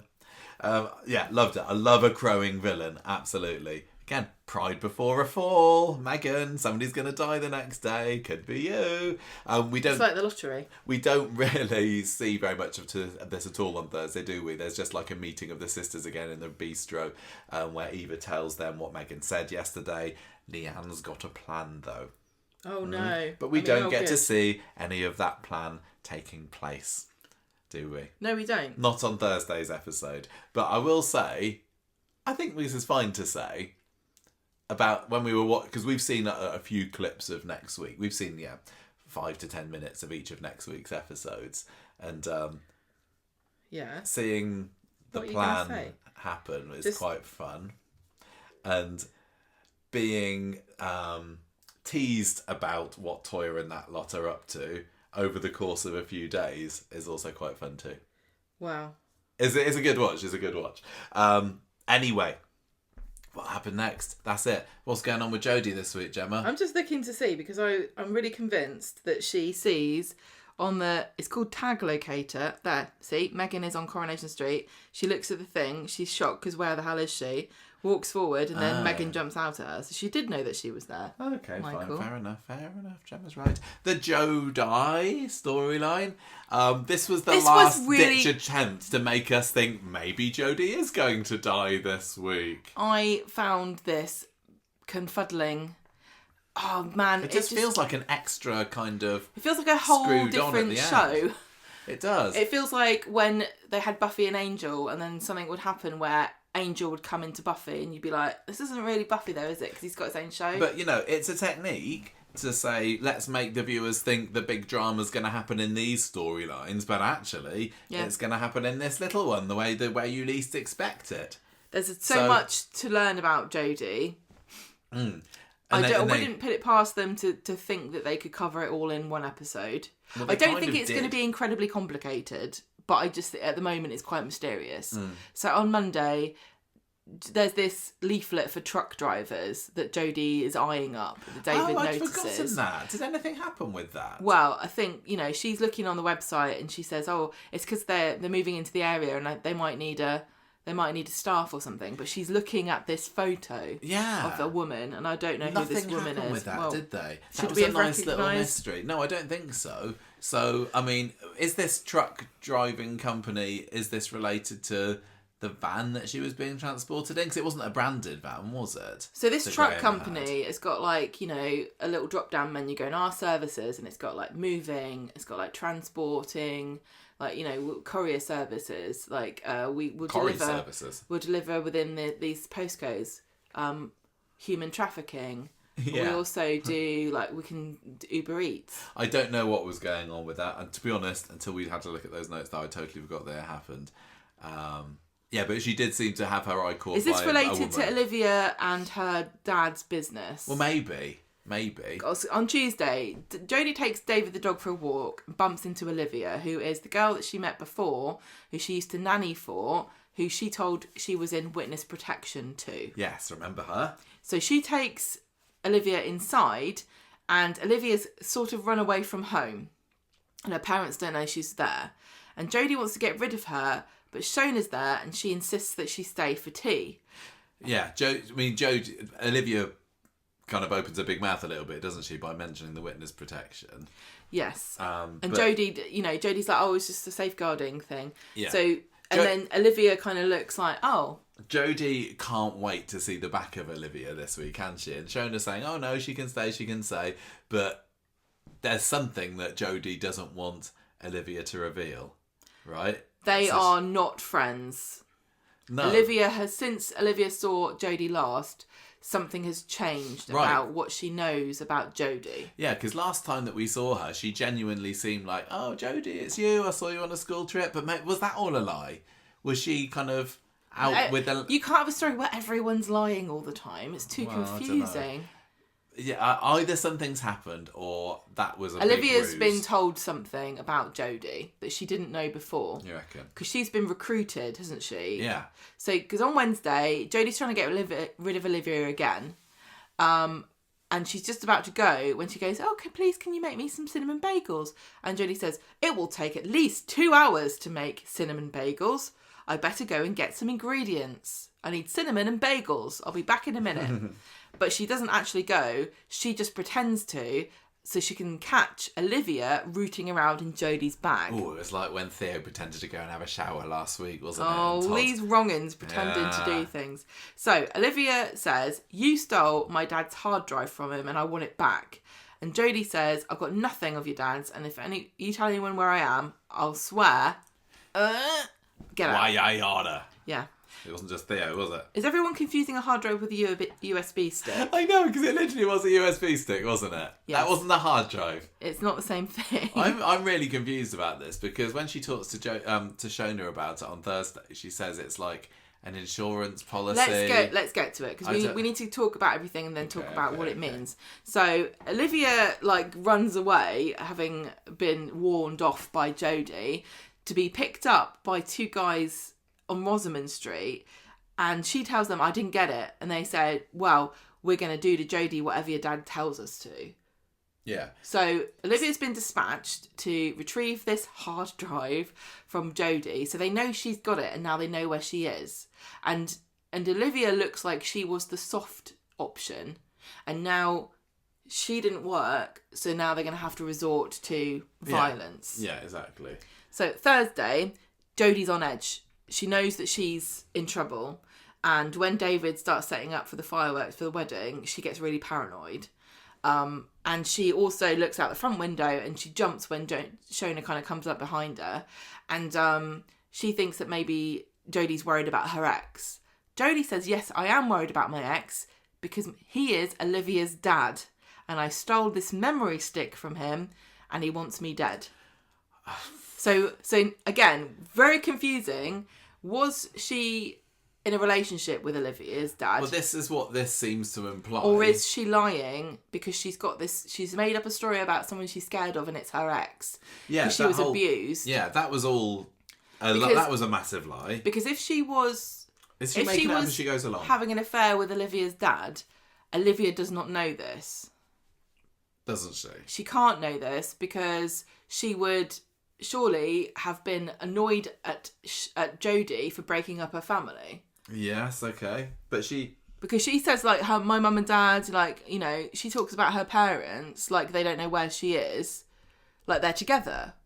But she is kind of just trying to keep Jodie sweet when she was in the house this week to try and get her to leave so she can start looking for this USB stick. So is she hiding that she knows that Jodie has an affair with her dad, or did Jodie not have an affair with her dad? I don't know. Because you can't be the nanny for two, unless there's this weird open swinging relationship between this couple. But then I would say I think there's a bit of consent issue here because there's a power dynamic. If you're employing a nanny that you then both shag. Yes. That's not right, is it? No. I don't. I kind of, it's frustrating but also enjoyable. I like not knowing what on earth I can believe from Jodie.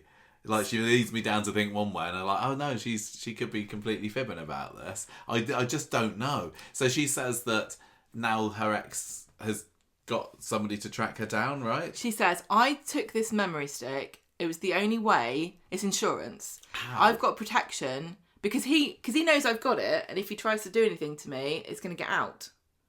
What's going to get out? It's my insurance. Whatever's on this memory stick. Right. Michael, she says this memory stick is my protection. So there's some dodgy files on there. There's something boring on there. Oh, some boring business. It's not like child pornography, is it? Okay. What could it be? He murdered somebody and filmed it. I might have done. Well, that would be more exciting than boring business fraud, tax evasion. Like, I've made a special spreadsheet of all the times I didn't pay VAT. Like, what is it? It's something boring and businessy. So, I've got this information. So I stole this USB stick to make sure he didn't get rid of me, but he caught me trying to escape, put me into the back of a van, and now he must have realised that this stick is missing, and he's tracked me down. So is she saying that she was in the crash because she was in a van after Olivia's dad put her in there? Because we know that's not true. Although Graham Olivia's dad? A lot of people have said that, because she says the man caught me, bundled me into the back of a van. Okay. And that was the character of in Emmerdale of Graham, who's the one who was in Corriedale, who had Jodie in the back of a van. Yeah. That's Graham. Is he Olivia's dad? I don't know. It's really confusing. What did he say to her in Corriedale? I can't remember. He said something to her like, Jodie, it's over soon, or what does he say to her? No, in one of the episodes of Emmerdale afterwards, he said, right, Jodie, let's go. So he knew her. Yeah.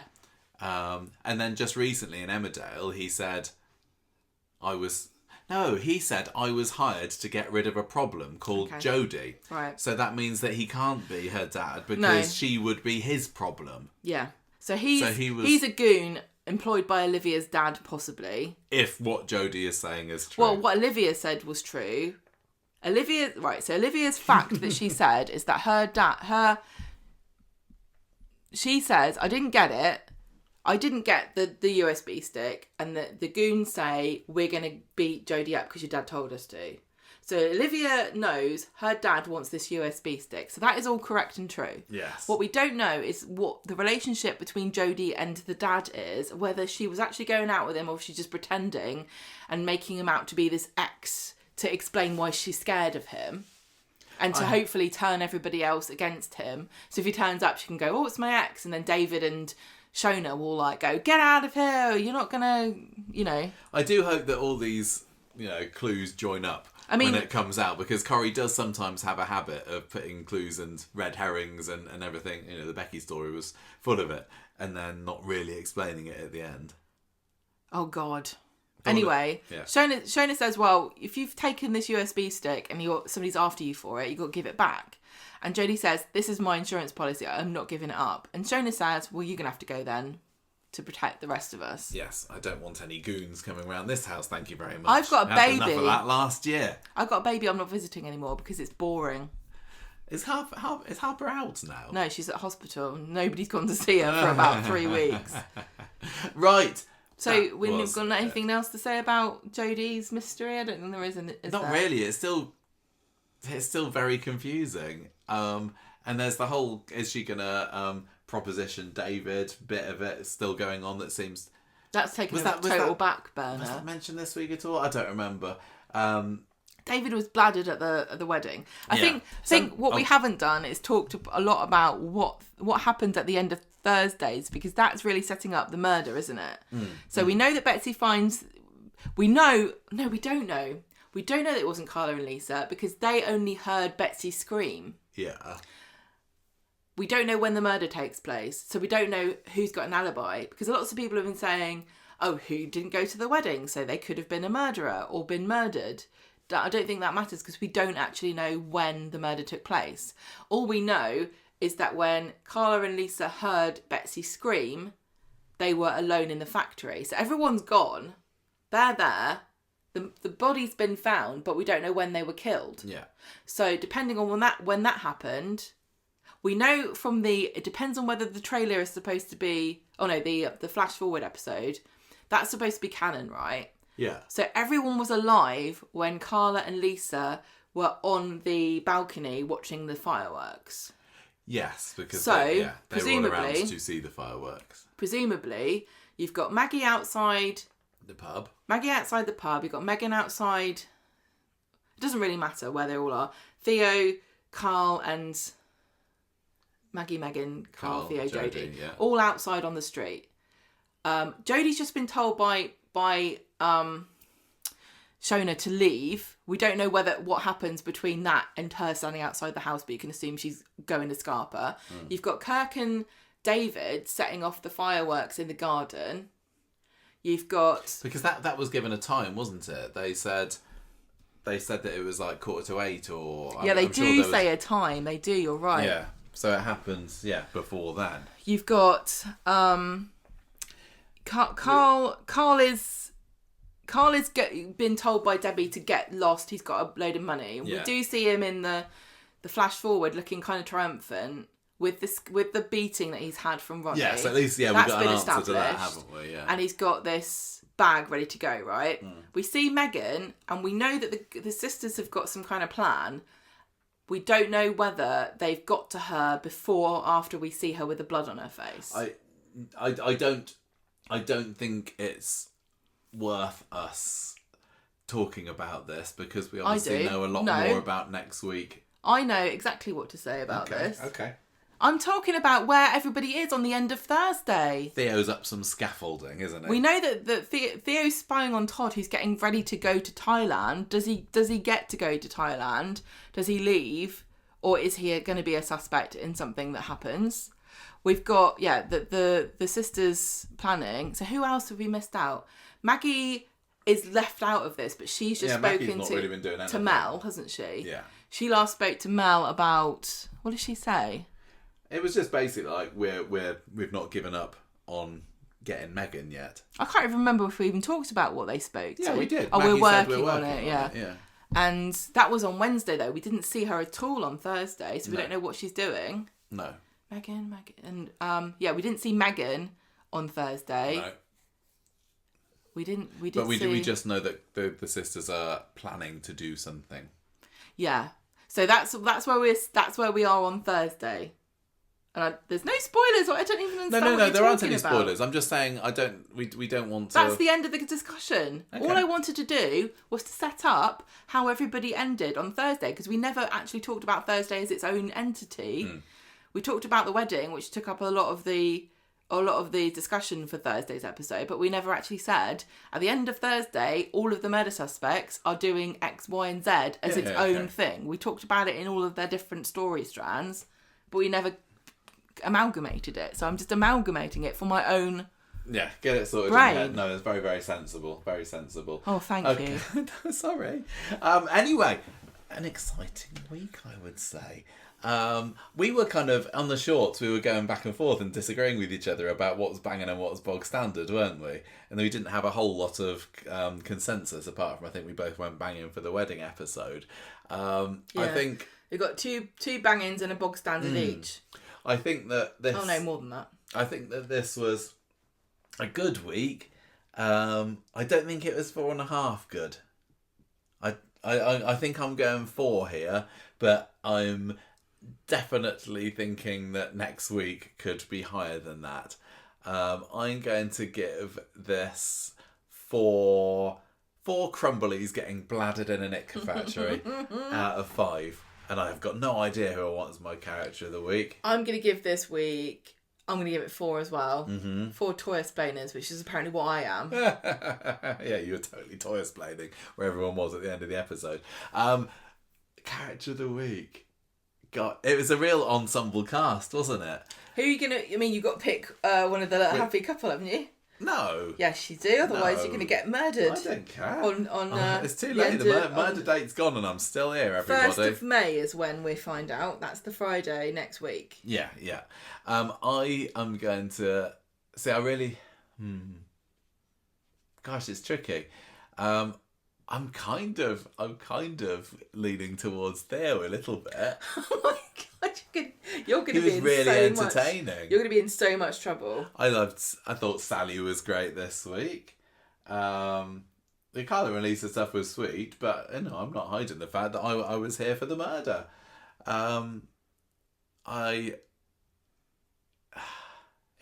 I'm going to give it to Theo. Come at me! Who are you giving it to? I'm going to give it to Carla. Ah, your favourite. Because I liked her outfit. I really, really thought she looked perfect in that suit. It really, really felt like the first time I've seen her in a wedding outfit that really suited her. And it seemed so weird. And I never said it before because I didn't want to get people moaning at me because obviously Carla's got a massive fan base.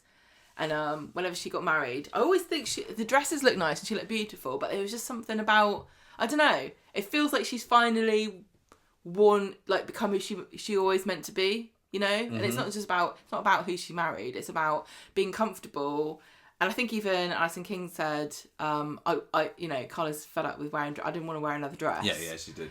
It's not just. I think you can say something about it's the stage in her life. Maybe she doesn't want to. Say something about a more mature lady, maybe not wearing a frilly dress, maybe. But I think she could pull it off if she wanted to. I just like that she wore what she wanted, and maybe she didn't want to wear a dress the other times, and she kind of felt like she had to. But no, I think she looked amazing. Although Hayley did design. She did one of the dresses. She did. I've forgotten that. Good point. Well, there we go. That was this week's Coronation Street. How excited are you for next week on the scale of 1 to 5, which is our scoring rating here? Yeah, how excited? Me? Yeah. Oh, how excited. See, I don't know, because I know some of what's going to happen, but I hope there's more to it.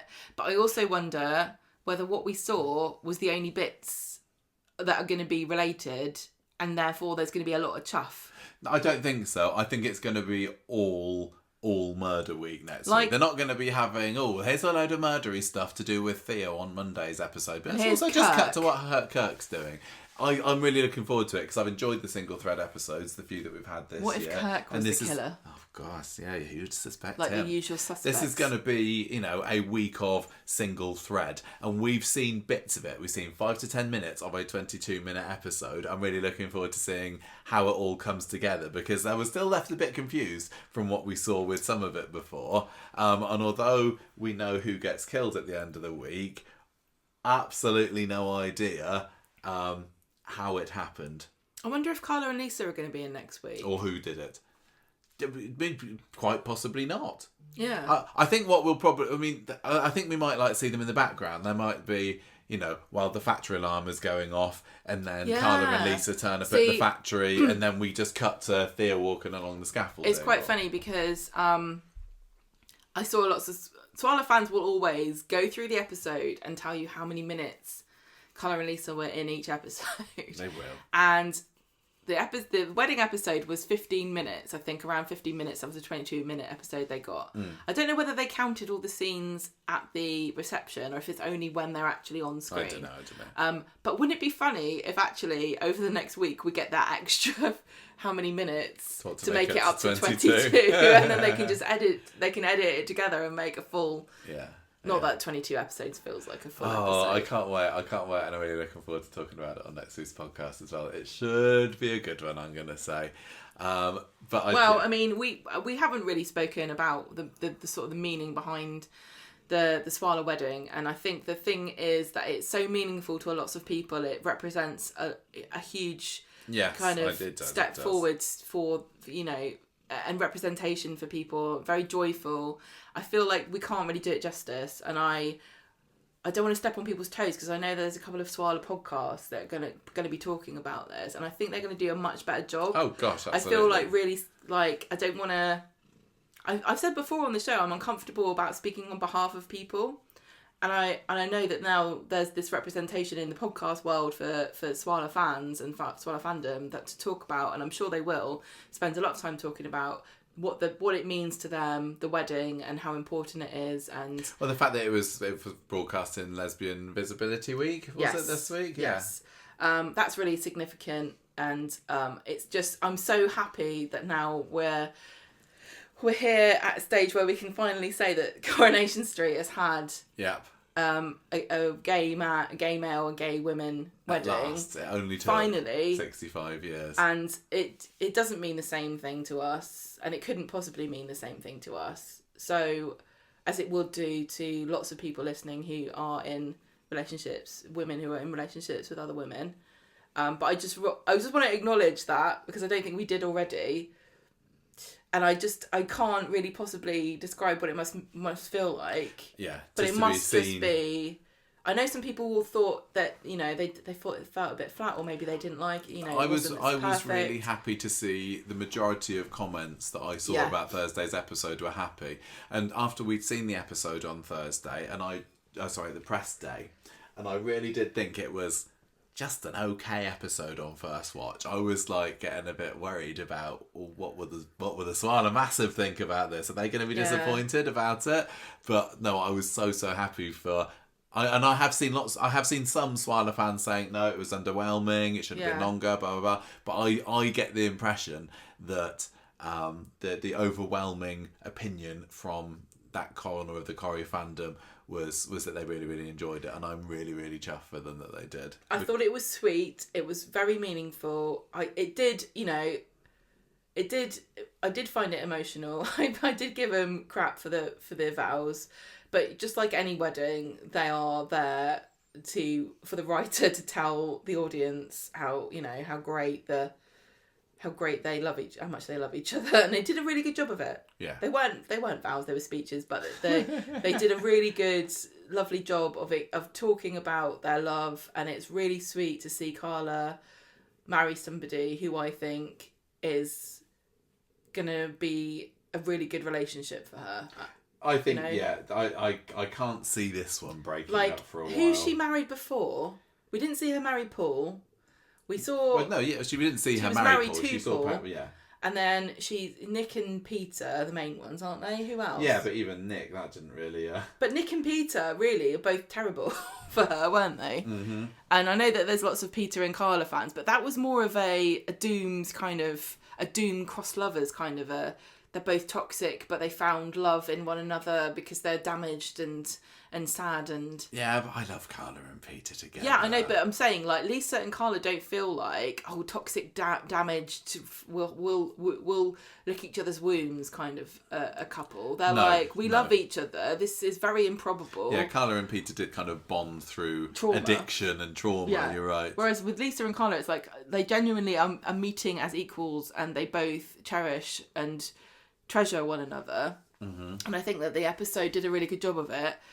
It was very sweet that they got the reception at the Underworld. It wouldn't have made sense if they'd planned that, because it wasn't. It was like more of a labour of love and very deeply personal. It felt like a birthday party. If we were getting married and you were like, surprise, the reception's at your school. I'm like, oh no. don't really fancy that, to Didn't be honest. Didn't find any children, did you? Yeah, okay. It was more of a statement piece. Like, it's symbolic. Yeah. Like, the whole thing felt symbolic. It felt like, even the fact that the hotel was flooded. What's that symbolic of? I don't know. Some people will think of it. It was sweet. It was really sweet, and I'm just really happy for everybody that this means a lot more to. Like, this representation, and it means that it becomes... been trending. It's been talked about all over the place. There've been articles written in a load of the press this week about the importance of Swaller and the rise of Swaller. You said earlier, this was the moment that this whole story over the past year and a half has been building towards, and there have certainly been some Becky-shaped bumps in the road, and but they wish shapes, there were Becky-shaped bumps. But they got there in the end, and it was a really lovely set. I got to give props to their performances, because especially Alison King, I thought it really did feel like Lisa was marrying Carla. Like, it felt like Carla was the special. Well, Carla's the character that's, she's the one that we've been watching. She's the main character. We've been watching Carla for 20 years. Yeah. And so it did feel like I was focused on how Carla was reacting, because the other thing was, it was framed around the fact that it was her surprise for Carla that Lisa had arranged. Mm. So you were watching, actually, the story made you focus on Carla's reaction. And maybe that was a clever ruse to focus your attention, and maybe some people who aren't convinced, maybe some people who aren't bothered about Swaller, because there are plenty of people that don't really care, or some people don't buy it. Still some people don't buy it, and there's perfectly not allowed that. There's lots of people that say, I don't see what the fuss of there is. Fair enough. But hinging it around Carla's reaction to being surprised by Lisa was maybe a really clever way of getting those sort of on the fence people to soften a bit more. I don't know. I think it probably did, because I did definitely see some comments as well of people saying, I've never been that fussed about Carla and Lisa, but I actually really quite enjoyed that episode. And I also just want to say the trouble is about anything that represents something bigger than itself is that if it gets criticised, the people who it represents take that as a personal criticism and can get really upset. And I know that I've seen some people getting upset if some people didn't like it, didn't like the outfits, didn't find it moving, still don't get what they see in each other. Didn't like the CGI fireworks.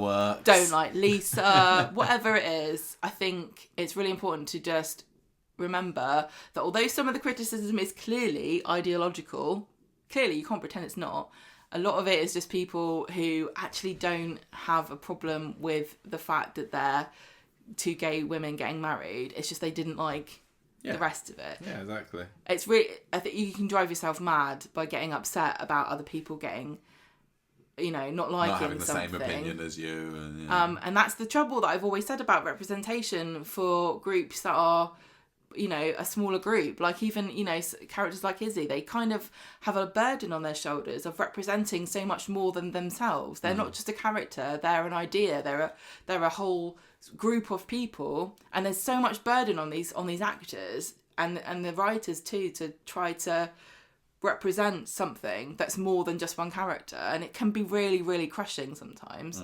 But I think they did a really good job, and I did enjoy that. I thought, like you, it did make I did prefer it on the second watch, because I think all of the I wasn't worried about who was going to die. I really wanted to find that out, and I wasn't like, again, I think I said it before, like sometimes expectations can get in the way of enjoying something. I didn't know what to think. And I was also worrying about, are people going to like this? Are people going to like this? Is this good enough? I was as well. I was also a little bit on the back foot, because I can't remember whether we mentioned this on the bonus episode, but when we watched it and we saw that Ali Sinclair loaded up the file and it was 47 minutes long, and I didn't realise, because we saw the episode plus the extra scenes from the next week, and I thought, is this a double episode? Are they doing an hour? And then when the episode ended after 22 minutes, I was like, oh, is that it? Because I think I was watching it thinking this is feeling rushed. But I didn't. What are they going to do for the second 22 minutes? But yeah. I didn't even see that. Yeah. But you were too observant for your own good. Very nice speech, Gemma. I think the BAFTA is in the post there. Well, sorry to Vicky Myers, who won't be getting it. It's Gemma. She's stolen it from I wrote that for myself, so I'm going to get two. Do I get two BAFTAs? Double BAFTA, exactly. Yeah, thank you very much. Right. I think we didn't talk about it. It had to be said. I didn't think you did a much better job than I would have done. I didn't want to let the moment pass without acknowledging the importance of it. But again, I really don't think that we're the people that can talk. I mean, we've already been accused of being dirty heteros, talking about things that we don't understand. So I don't want to step on anyone's toes. I really, I can't remember the names. Obviously, Coronation is the podcast that we did some soap week. We did some soap week stuff. Yeah. Stay tuned for more about that. I think Beyond Swirl is the other podcast that I've seen on Spotify. And I'm sure the other people will have plenty to say. There'll be loads on TikTok, I'm sure. Mm-hmm. So please, and also all the lovely interviews that people got that we didn't get. Sharon Marshall's joined TikTok. She's gonna have lots of stuff. Mm-hmm. She did this morning, I think, with the actors after I think it was on the day that they filmed. And so there's lots of really lovely additional bonus content where they will be much more eloquent about. That's just reminded me about what we were saying yesterday about people thinking that that Kim Marsh had filled a sickie on the day of the wedding. Because there is no way that Kim Marsh has ducked out of her actual job, and they lied and told all of the audience, like, sorry, she's ill. There's no way. That was funny. Although I'm sure it would have been great. I don't know, would I have liked to have seen Michelle? I was never a Michelle fan. She wouldn't have fitted. She was 22 minutes. No, I know. Well, same about Lisa's family. I know it's true. Also, I know it's true. I don't want to contradict myself from earlier, but there was no room for Michelle, her ego in that episode. She would have taken over. We said that we don't know where this story is going for Carla and Lisa. We know that Betsy finds a body. Is she going to be traumatised? Is that going to be a mental health story for Betsy? Don't know. But, like, when we say we don't know what's left for Carla and Lisa now they're married, I do think that the family is the next big thing for Lisa, and I don't think they will help themselves from casting. And I wonder, I think we're going to know from who they cast whether this is going to be a long-term character or not. Because if I was them, I'd be booking some very expensive, very gorgeous, wonderful, well-loved character actress to turn up and be a raging bitch. I think, and be Lisa's mum. the way that the Connor clan took over the street for a bit, it wouldn't be out of the question for that to happen to the Swains, especially if they want to keep that Swain name into focus and they can't have Lisa be on the poster girl of the show all the time because she's got to have a rest. Maybe that's what they want to do. Expand the Swain clan. My thoughts on them is that they are, I think she's got a bad relationship with her mum. I think she's got a really horrible, bitchy, nasty, cold mother. And that's why she hasn't mentioned her. And that is also why she's got this kind of attachment issue. And why she married Becky. Because she's just desperately looking for somebody. To get away, yeah. Yeah. I think that it would be too ironic and funny to not have the rest of the family be a bunch of criminals. Can you imagine them being like a bunch of windasses? Yeah, that'd be great. Like, imagine, like, we've got this prim and proper, posh, cold Lisa just turn up with this, like, raggle-taggle group of, like, shoplifting, naughty, blonde, like, boys and girls and, like, nasty uncles and aunts. Yeah, that she's just ashamed and embarrassed. And she's never spoken about them and Carla's never asked. And then if Carla says, what the hell is this? Then... And then you can say, well, Carla, you've got your own skeletons. Yeah, Carla's. She does. I mean, I saw somebody pointing out on the internet, on Facebook, maybe it was today, that it was... Somebody said, oh, they're having a marriage in the place that Kana got killed. That's a bit like... Isn't it? A bit dodgy. It's a bit Phoenixy though, right? I suppose so. But then somebody also said, never mind the fact that Rana was killed there, what about flipping Cassia, who fell down the stairs, and Carla covered up the fact that she died, and she was having a wedding reception on the place where she covered up a murder herself. Let's have a dance over the grave.